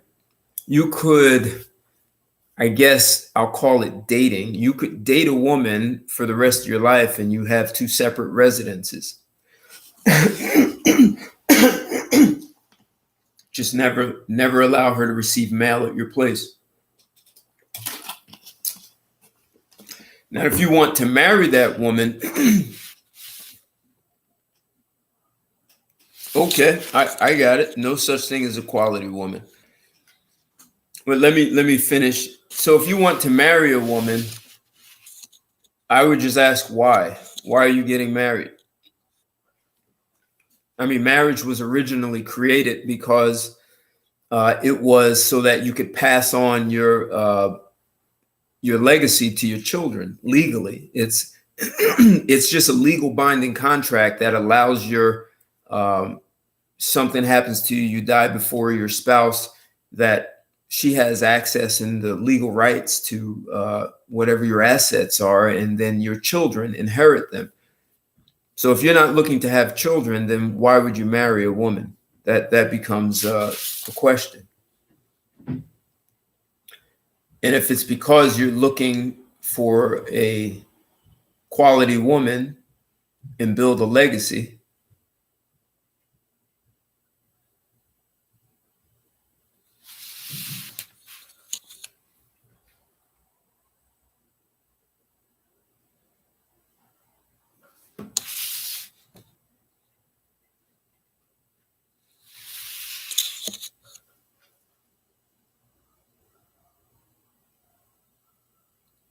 right? Well, right. Okay. And if you really are going to marry and there is a woman who you think fits into your future, have a prenuptial agreement, right? So this is talking about compatibility or even quality. If a woman wants marriage, marriage is technically a marriage is a prenuptial agreement. It is a legal binding contract that's sanctioned by the government, and the marriage is ordained on government terms. So why would you do that? And if you are, make sure you have a very long prenuptial agreement, not a one page or something more like 7 or 8 pages. And it has to say that she's signing this under her own free will. It's not under duress, and it needs to lay all that out. Otherwise, they'll throw it out.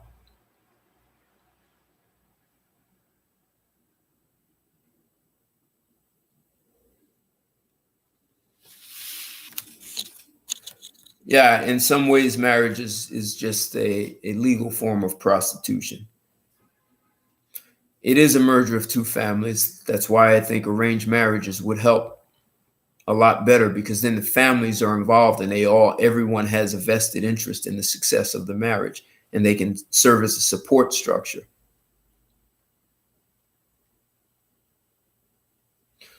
Well, that's why I say the choice of a spouse is the most important choice you'll make. Yes, and that's, you know what? And if you do marry, and when I speak of a prenuptial agreement, the courts, it's like Chris is saying, walk 434. The court will look at your wife as a child.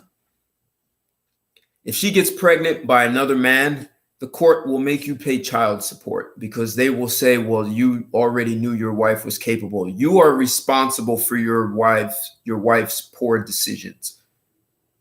According to the court of law, the family courts, the way our society looks at women is we have men be responsible for all of women's choices.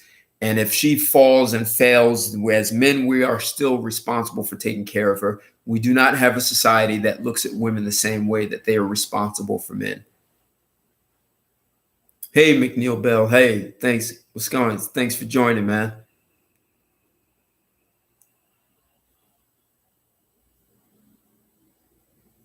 No, I haven't read that.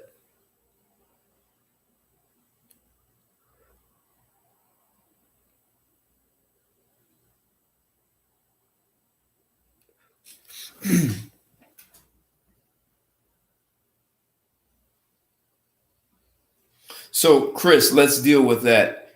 There's no such thing as a quality woman. So when I started this today, I got into 4 things that I said were really important. So your question is, how will a woman respect a man? And that is on the man. And I talked about personal development, mental development, physical development, and professional, your career development.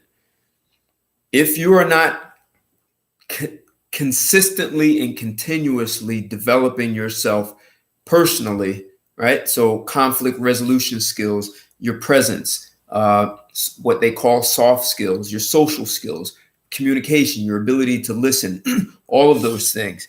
That's personal development. Your mental development is your intellect, how you develop your intellect and your open-mindedness. How much more intelligent are you making yourself? What are you exposing yourself to? What are you studying? Your physical development, and that could be anything. It doesn't have to be a gym or running. It could be yoga. It could be doing sit-ups, but including your diet.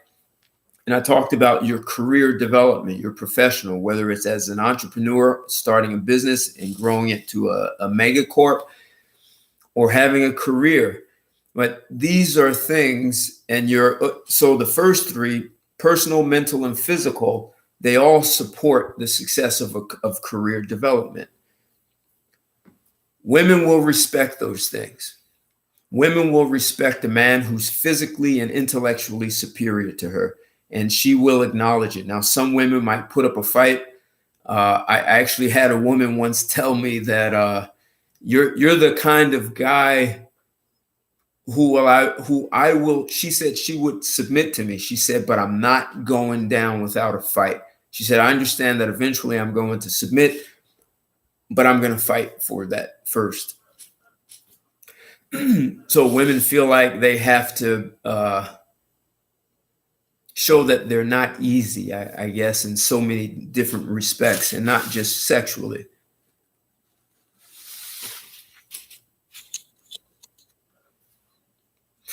Yeah, lots of feminists, right?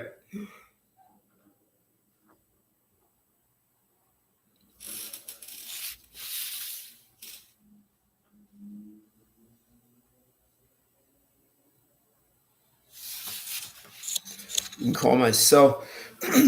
You can do that. And how would that work for this? Because my Chris, yeah, I've got to get a new SIM card. You can call. I think my SIM card is probably has some problems, and I have a new phone, but it's still. I think it's a SIM card.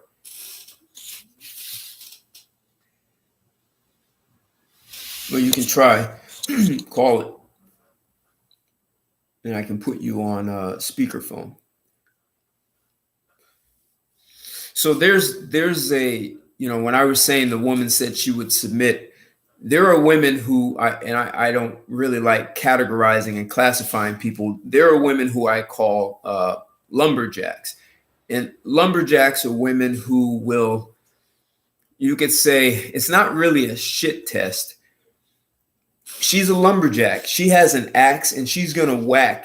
She wants to see she's looking for the guy who's physically and mentally superior to her. So she pulls out an axe and she cocks back. And if the guy runs or he falls down, she's gonna say, I knew you were a wimp, and she doesn't respect you. And then there are guys she's gonna whack, whack, whack, whack. And when they fall, she's gonna say, I knew you were not a man. What that woman is looking for is a guy who she can whack and he never falls. And when she sees that he's a man who won't fall, she is going to do what you guys call submit. All she's looking for is a guy like a tree who's solid enough that she can lean on and he won't fall over. See, there are a lot of women who really do want to submit, but they are in conflict because the feminists have told them not to do that. So feminists have created a combative, the war of the sexes. They've created an environment where they've confused women. I'm telling you guys, if you focus on developing yourself instead of focusing on whether the woman is quality or not, if you are quality,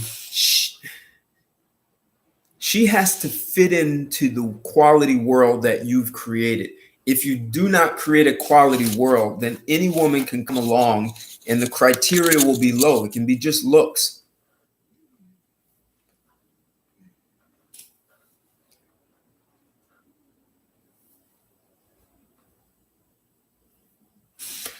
Well, that's a good question, PJ. So if you have no intention of marrying a woman, there are women out there who are okay with that. That's one, right? And then there are women who will eventually want to marry, right? They'll go along with it. They'll even cohabitate. The question is, do you want a woman who's going to wreak havoc in your life and serve as a distraction? See, there's another thing, and I would say integrity is number one, right? So a woman who keeps the integrity of her word, she keeps the integrity of being physically fit, she keeps the integrity of her mind being sharp. But there's something that a quality woman will do for you that most women will not. And sometimes you have to educate her. A woman needs to go to work for you. She needs to work for you. And quality women understand this. And the way a woman works for you, she is representing you in the world. You are not representing a woman. Since the courts see her as a child, since it's Mr. and Mrs., She has your last name. She represents you and your family. And the way a woman works for you, one of the ways, is that she goes out and she builds a network that supports your success. I don't care if it's your career working in a company. She's going out and she's meeting other people that enrich your life in some way. She has a network that she inherited from her parents, and she has a network that she's created along the way in life. If she is not sharing, if she doesn't have a network that's valuable to you, that could be a dilemma, because she may not be able to help you, and she may not be prepared for a quality man because she hasn't developed a quality network. A woman needs to be working for you. A quality woman understands that she is working for you and representing you in the world. She's got to be out there networking for you. She's not just out there networking and gossiping with other women. So even if you don't marry a woman, PJ, if she's out there working and networking for you, if you're successful, it benefits her no matter what, right? So if you move up in the world, if you own more assets, if you move into a bigger house, if you want to enjoy finer things in life, she's may not marry you, but she's still with you. If you are more successful and you learn more, she benefits just from your presence. That she benefits from the presence of your success. The more you learn, the more intellect you gain. She will gain from it. A woman will gain.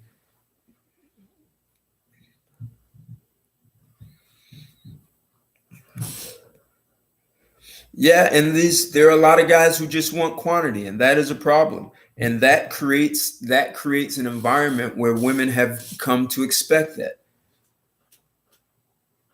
Yeah, that's a good question. Why would you want to have a woman chop at you? It's a good question. If she thinks she's low quality, well, what do you think would happen if she's low quality? No, I'm using the laptop. I can use my phone, Chris. You have to call in.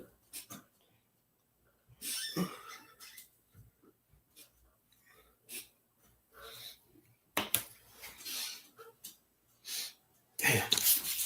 1 second again, guys. Sorry.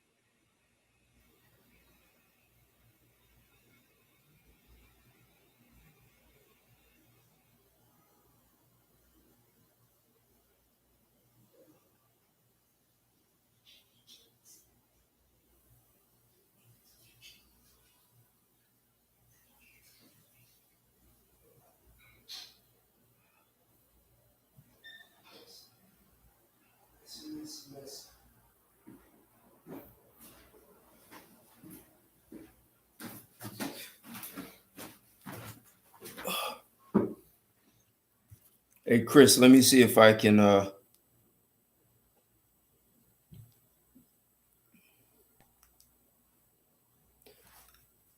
me see if I can call you.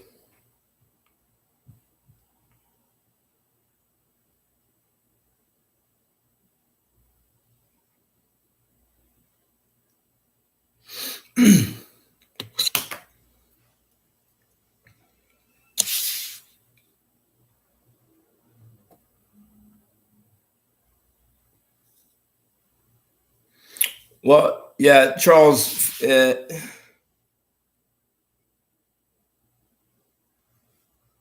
Hey, Chris. Yeah. Okay. Yeah, I hear you loud and clear. Okay.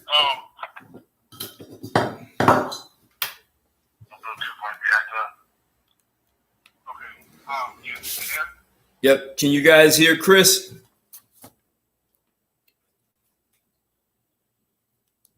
they hear me?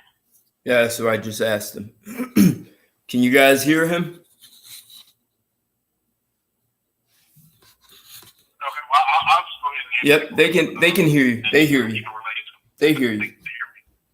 Go ahead. Your phone's cutting in and out. Did you hear me? Yeah, see, this is a problem. I think it's the SIM card. Yeah. Hey, Chris, you're loud and clear. Just go ahead. You're clear. Okay. So, yeah. So you're saying women will respect a man who pretty much stays in them, who keeps working out, who keeps pushing himself to do better financially, to further his education, all that. And I'm telling you, you're flat out wrong. Okay. You couldn't be more wrong. There are several instances where look at Jeff Bezos. There's a man who's in shape, damn near billion. Well, he was a billionaire. And look at all the accolades that he's done. Look at what he's accomplished, and his wife still left him. Look at Emmitt Smith. Emmitt Smith is the all-time NFL leading rusher. There's a man who kept his body in shape. There's a man who had the drive and determination to get to the NFL, which only 1% of high school athletes make it to the NFL. 1% of high school football players make it to the NFL. He made it to the NFL. Not only did he just make it to the NFL, he broke all kinds of records. He won Super Bowls. He $1 million contracts. He was in shape, and his wife just now divorced him for no reason. Scottie Pippen. Look at all the. All right, hold it. Pippen has done. So just like Emmitt Smith, All right, hold on. He made it to the NBA. Hold it, Chris. College student, further education. After the NBA, he got a job sportscasting. I mean, this is a guy who constantly developed himself, kept in shape, and still looks good for his age. And his wife divorced him and cheated on him. All right, hey Chris. You're telling men that if they do all this, that women won't leave them, women will want them, women will respect them, and it's just a lie, man. So here, look, as long as society has put them in charge of the classroom, and as long as you have the children in charge of the classroom, you're going to constantly have chaos. Nothing will make them think or act logically as long as they're in charge, because that's not who they are. I understand. So if you want bottom, I think it's dangerous, and I think it's dangerous to tell men anything other than the truth, because no matter what you do, they are still going to be the same. I understand. What if the question is, how do you attract quality women? If you want bottom of the barrel women, then you will be prepared for bottom of the barrel women. You're breaking up. Okay, but they can hear me. So I got it. Women, there are the majority of women out here will do things that you don't like, right? The 30% of women are getting pregnant by some of.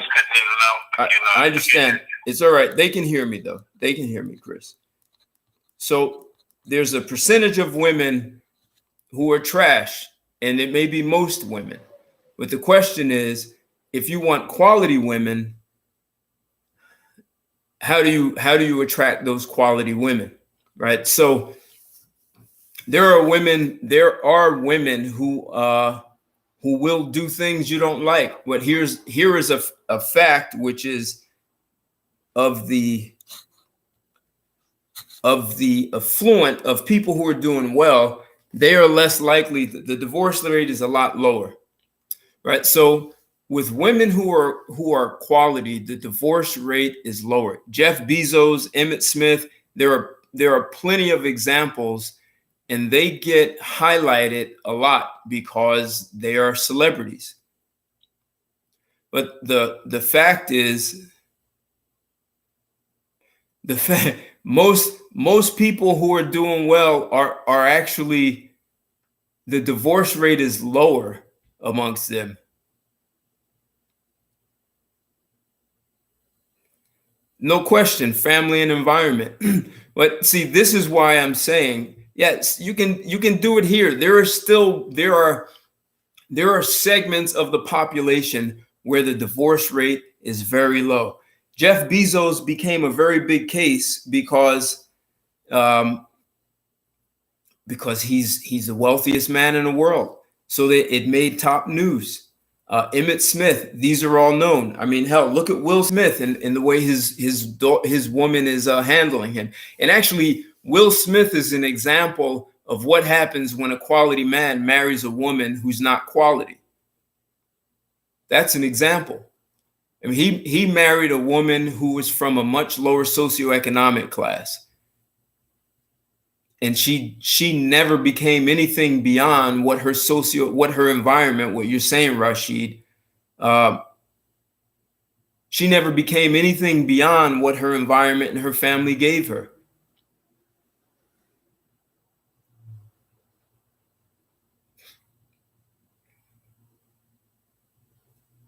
There are lots of guys who are going to get divorced.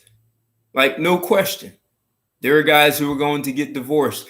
And there are a whole bunch of men who are married to women who look really good. And the woman married that man. Why? Because he was a blue pill. Because that guy did whatever he had to do to get the woman. This is a big problem that men have out the beginning. If you are willing to lay down and allow a woman to lead you, then you are in trouble.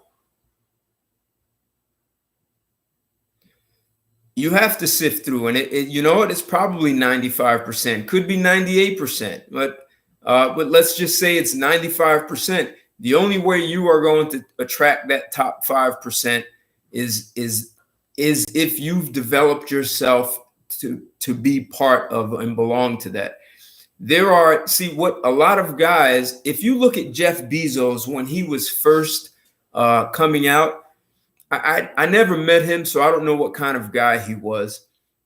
But if you look at Jeff Bezos when he first started Amazon, he looked like a really wimpy guy. That is the presence that he had, that he was a wimpy guy. If you listen to his interviews, Jeff Bezos has been coached up to a much more dominant man, and money will do that for you. But the man he was at the beginning, Jeff Bezos was some wimpy dude. You listen to his voice, his demeanor. You can be wimpy and have ambition. You can be wimpy and have success. You can be wimpy, and women will use you for resources, and they will walk. There are a lot of guys who there are a lot of men who present themselves as alpha, except they feel powerless with women. And that's why I'm saying that you create an environment that the woman has to shape herself into.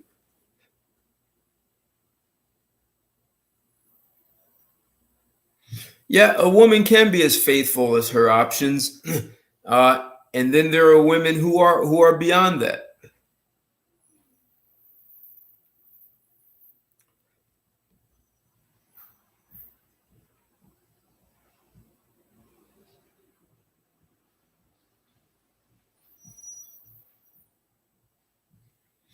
Right, Rashid, that's what I'm getting at. If you have no discernment as a man, then you end up picking a woman because she looks good. And that's just a trap.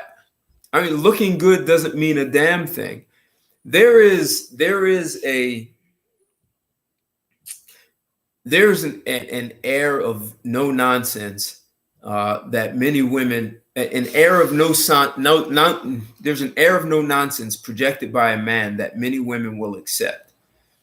The women who want to run the streets and they look at life as having many options, they're going to find a guy who's going to bend over backwards and do whatever he has to do to get her because she looks good. And then there are men who don't give a fuck.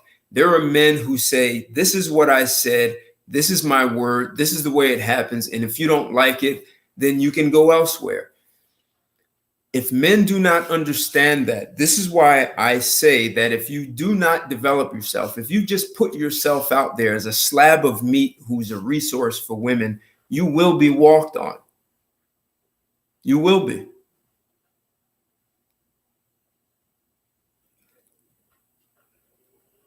See, I don't know it. Not Jeff Bezos was a wimpy dude. He was wimpy.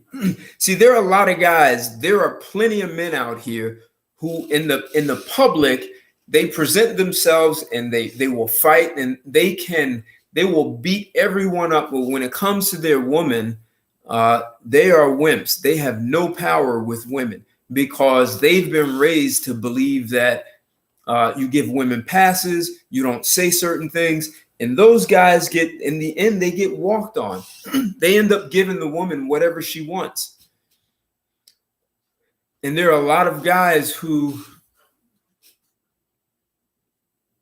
believe that they are lucky to be with the woman. That's part of our culture in the United States, is that we tell men that you should be lucky to be with her.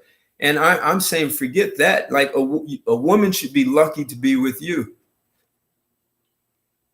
Right, exactly. There are too many women, and in the public eye, these men are tough, macho. I'll kick your ass. I'm the executive. They present that to the world, but really, what's happening at home is not that.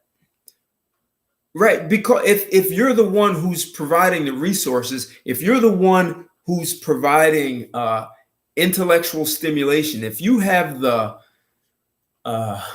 intellectual prowess, if you have the physical prowess, listen, a woman is, I've never married for a reason because I've never seen the reason why to marry, right? So I don't care about having children, and I never have cared about having children. So I don't see the logic in marrying. However, I've lived with women, and I never lived with a woman feeling like I'm lucky to have her. She gets invited into my life, and I have guidelines and there are parameters. And if she steps outside of that, then I will end the relationship. I will end it. And I understand that I might feel good being around her. And I understand that these are just a bunch of neurochemicals my body's secreting, telling me that, hell, it feels good. They are encouraging me to have sex with her. And that's what it is. But if as men, if you have not developed yourself to put the kinds of demands, and maybe this is the best word, you are responsible for your life. You're responsible who comes into your life. You're responsible for how you take care of yourself.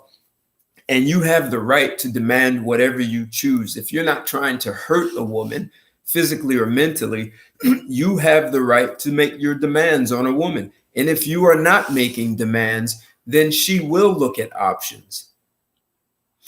When you play basketball, you understand there are restrictions. You can't throw the ball up in the air and say you scored. You can't step out of bounds. You can't dribble with two hands. There are things that you can do, all kinds of things within the confines. And that is the environment you need to create for a woman.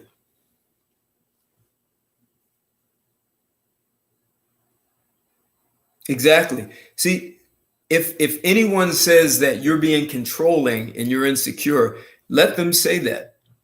Because that's how so many men, that's how you get these celebrities who get walked on. There are a lot of celebrities who end up with a woman because he has resources and he leverages that.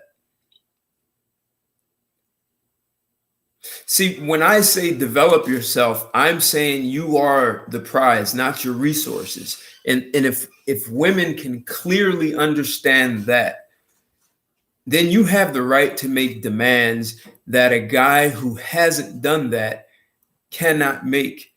And if you're afraid to put demands on a woman because you're afraid of someone saying you're controlling, you're insecure, this whole notion of me man, you woman, it has to be so clear. You have to etch that. It's almost like it's a form of hypnosis on a woman. That I'm clearly man and you're woman. And these are the boundaries made by man. And you're invited into my life. I'm not saying she's your slave. I'm only saying that you have the right to exert your power. And men who have no idea about power will often find themselves, and it doesn't matter how much money they have and how much power they have in the boardroom, it's your power that has to be exerted in your relationship with a woman. And if you're afraid to do that, and are there women who can still slip through those cracks and do what she wants? Someone earlier mentioned third party interference. That's a huge problem. I talked about that in the last live. A guy I knew who was married 25 years, and there was someone whispering in his wife's ear, and that killed his marriage. This is a thing that you need to create boundaries, because there are other women.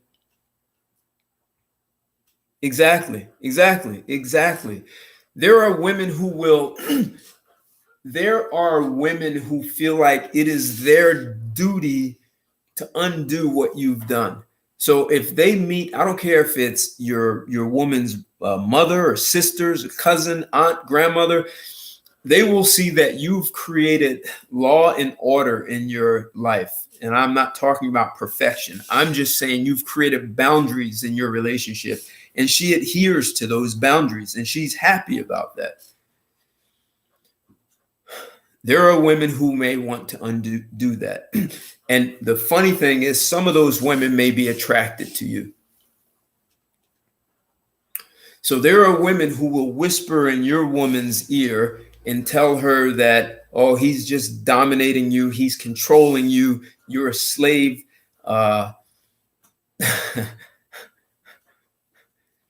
She may even cut contact with her family. I've seen women do that. The second woman I lived with, I think after a year, maybe more than a year of living together, she stopped taking calls from her mother or sister. She cut communication. And her mother called the police in my town, and they called me and said that I was keeping her daughter locked in a closet as a sex slave, and that I was not allowing her to speak to her mother. But the woman I was seeing understood that her mother and sister would sabotage her relationship with me. She understood that. So eventually she got him back in contact, and that's exactly what they did. Yes, they're jealous, and sometimes, Rashid, some of those women are interested in you, or they want to tame the wild bronco.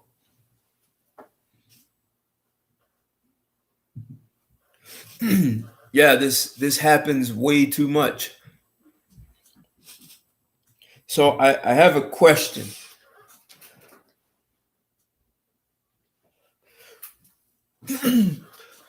What would you ask a woman? I'm asking you guys.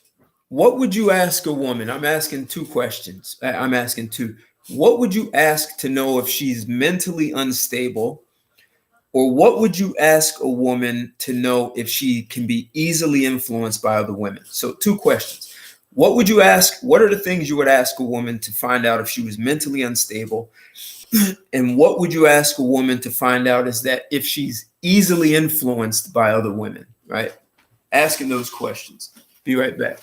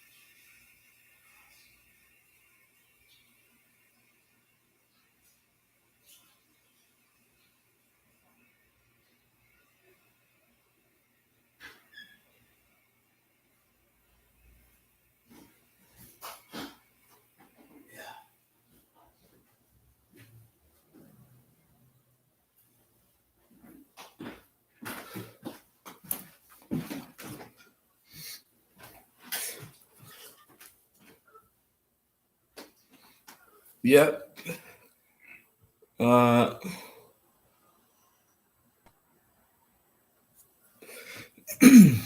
Yeah, for sure, a woman with her own mind. What's her credit score? Is she a feminist? Here's the question. Yeah, if all of her friends are unmarried, definitely. Does she social media? She was women's.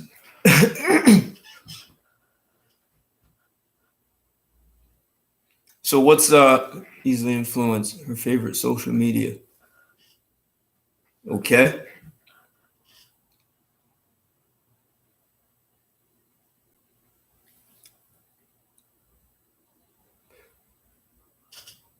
So then what would you do with her?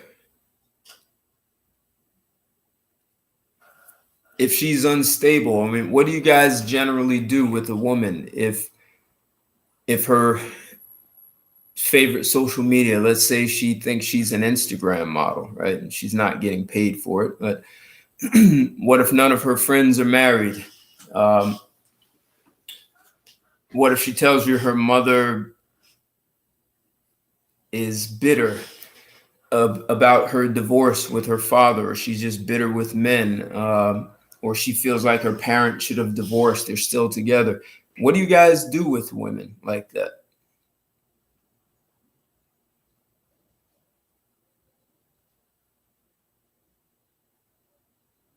Okay, you don't invest in her.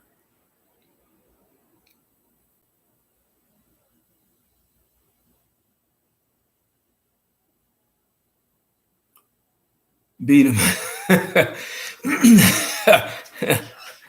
Well, I lived in Latin America, and they will tell you if you don't hit your woman every once in a while, she'll think you don't love her.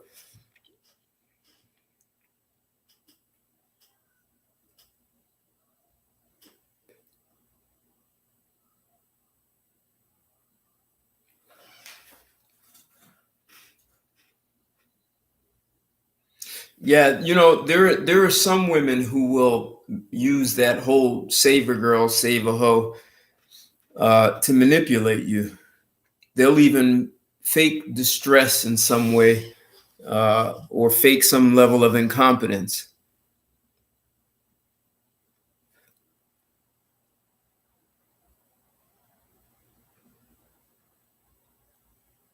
I see. I'm asking that question because I think a lot of guys, they see the writing on the wall and they still invest in the woman. They still chase her. And I think this is where it becomes the problem. So I understand that we live in a country or a world where there are still so many men who will bend over backwards for women. As men, that culture has to change. And it's not impossible, because if you look at what the culture of the United States was 70 years ago and you look at where it is now, the whole battle of the sexes caught on, and women, even women who claim they are against feminism, still participate in feminism. They participate in the way they see men. They still participate. So the intent is to have men understand when a woman shows that she is unworthy of investing your most valuable resource, which is time, you walk away. You tell her why, hey, look, you are the way you manage money, the way you manage this, you have poor conflict resolution skills. This doesn't work for me. If every man says that, then women as a whole will understand that they can no longer do this. So, as I know, Rashid, you talk about the environment in Saudi Arabia. There are lots of constraints on women. We don't want you driving a car. Yeah, and this is a problem. Like this, as fathers, as big brothers, as uncles, this conversation has to change. That if a woman is showing that she's irresponsible, and I understand that eliminates a lot of women, man. And maybe for some, the conversation needs to be, hey, you're still attractive. I'm still sexually attracted to you, but I don't see this going anywhere else. There are a lot of women who will get in line with the hope that you want more for them. But that's no different than her going to a wife school and learning the right things to say and do. But it has nothing to do with who she is as a person. Like, who she's being doesn't change. See, the problems, here's part of what I'm saying. The problems that we have in society, ultimately, men are responsible for, because we allowed women to be taken off the leash. So what I'm suggesting, women are not going to be physically or mentally superior to us. And even though that is the case, a lot of men have allowed women to be perceived as being superior. We were told that they're strong, that they're smarter than us. They're stronger in some ways. They can take more. Women like bragging about being a victim and having pain during childbirth. Yet when things get a little problematic, their brains fry and they don't do well with that. For some reason, they don't want to acknowledge that. They will claim to be a victim of something a man did. So it's our society is where it is because men stop putting boundaries, and we allowed them to go out. From our daughters, our mothers, our sisters, we stop creating boundaries. And this has to be part of what it means to be a man. And if you are going to attract a quality woman, she has to understand, quality women will understand boundaries.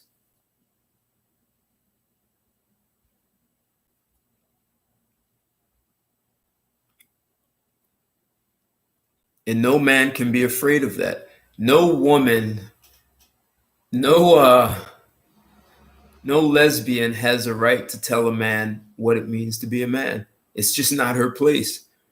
As a society, we've allowed that to happen.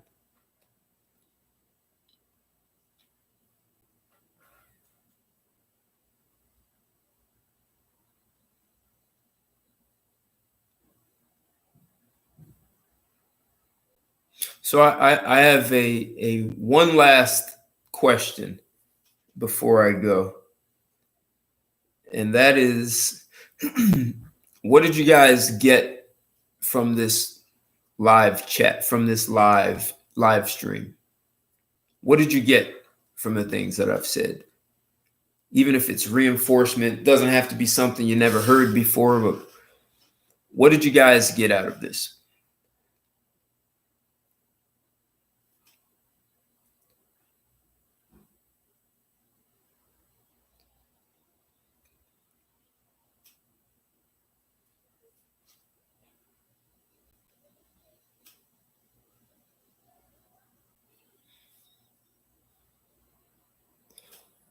Yeah. Set boundaries. Okay. And set them as a man, not as a woman. Yep. Your personal development.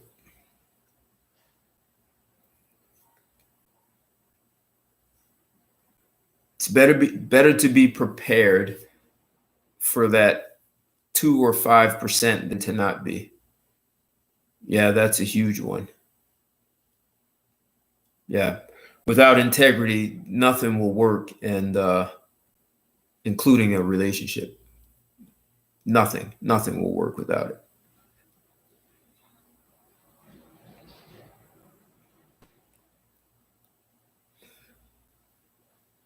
And never be afraid to be firm. Sometimes you have to be mean or nasty.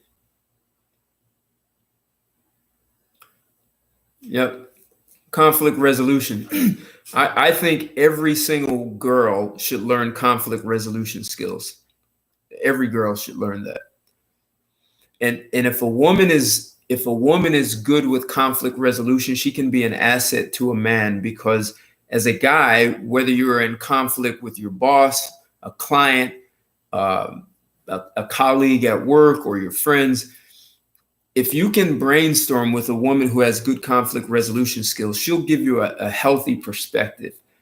So that can make a woman valuable. But most women don't see any value in having great conflict resolution skills. They actually believe they can combat with a man without having those skills. Yeah, that's a huge one. If she does not have social resources, she may not have anything to offer you. Like, I mean, literally nothing, unless you want to have children. And if you just wanted children, go to a surrogate company, pay some company for a surrogate mother. A woman has to work for you. She represents you. And whatever her social network is, that's going to be representing you.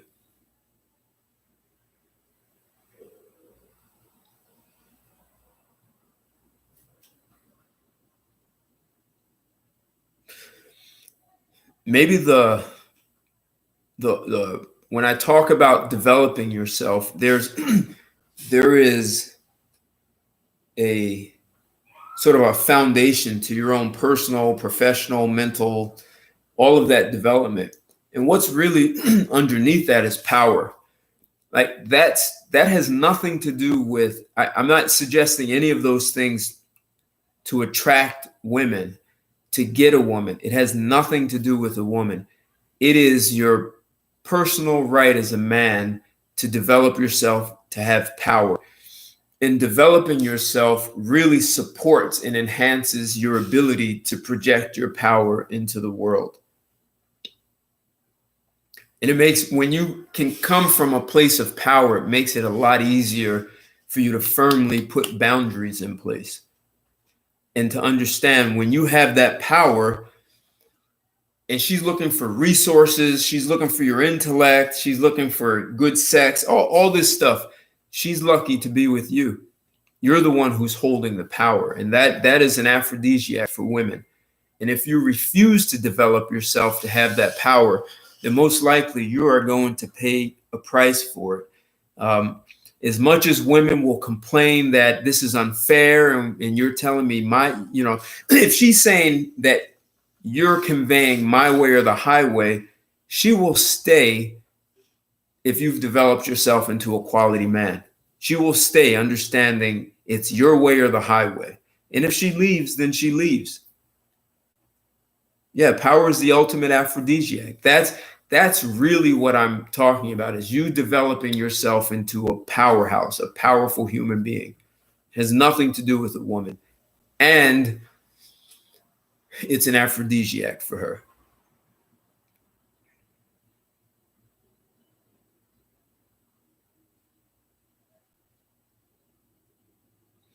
And that is the problem, Chris, that men have actually given up their power. They gave it up to say, I'm lucky to be with a woman. Women are smart. I mean, when I hear men saying, thank you. When I hear men saying that women are smarter than us, I know guys personally. I can't believe when words come out of their mouth, but they had no interaction with their father growing up.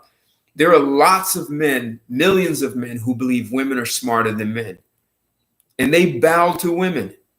And as long as we have men like that who are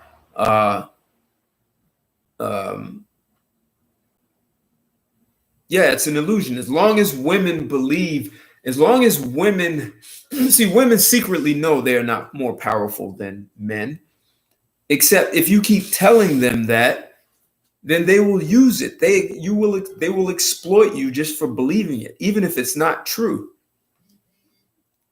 And that's what they're doing.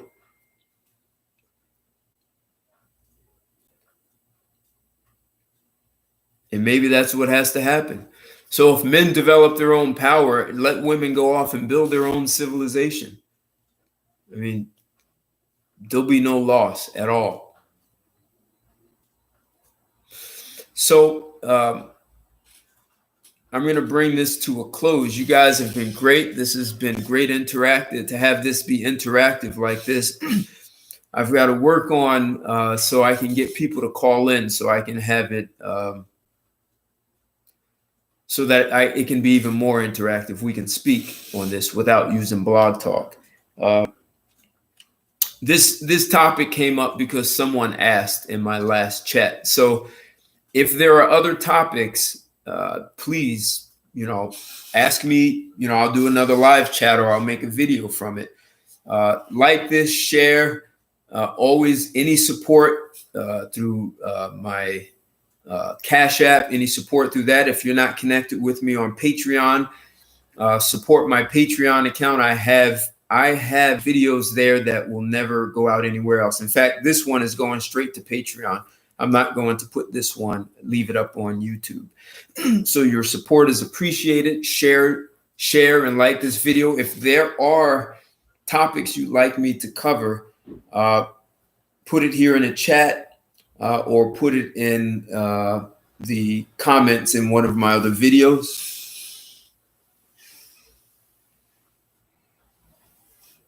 Hey, Gary, I'm going to put this up in Patreon.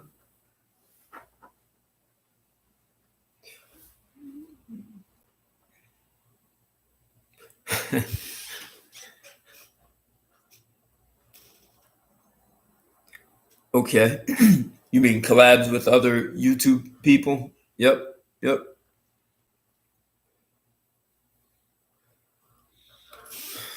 So I appreciate you guys. Thank you very much. Always love your support.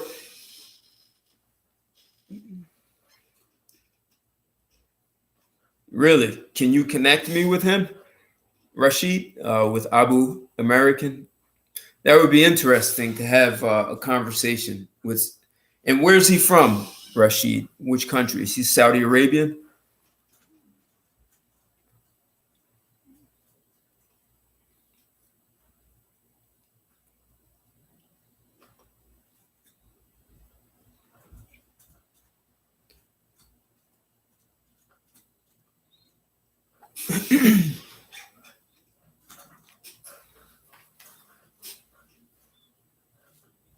Okay, I'll check him out. Oh, is he? Okay. All right. Yeah. Yep. To have multiple wives, you definitely have to create boundaries. There are a lot of rules to keep that in order. One woman is enough, but to have two or more, that's even, you invite that much more chaos. Hey, guys, so, the greatest thing I can ever recommend is to develop your own power. And you're only going to do that by working on yourself, your career, your personal development, your mind, your intellect, what you expose yourself to. Traveling supports that a lot. It makes you more attractive to even attract other business partners, other people who will support and help you grow by engaging. So my recommendation is to develop power no matter what. And if a woman wants to come in under your power, that's fine. And in the moment that she believes that she no longer has to be under your power, you let her go. Should men go MGTOW? Topic. Okay. All right. I'll check that out. I've got to think about that one. So thanks a lot, guys. Until my next one, check me out on Patreon. You want to look at this one again, it'll be over in Patreon. Enjoy your day, guys. Thanks a lot, and I'll talk to you soon. Bye.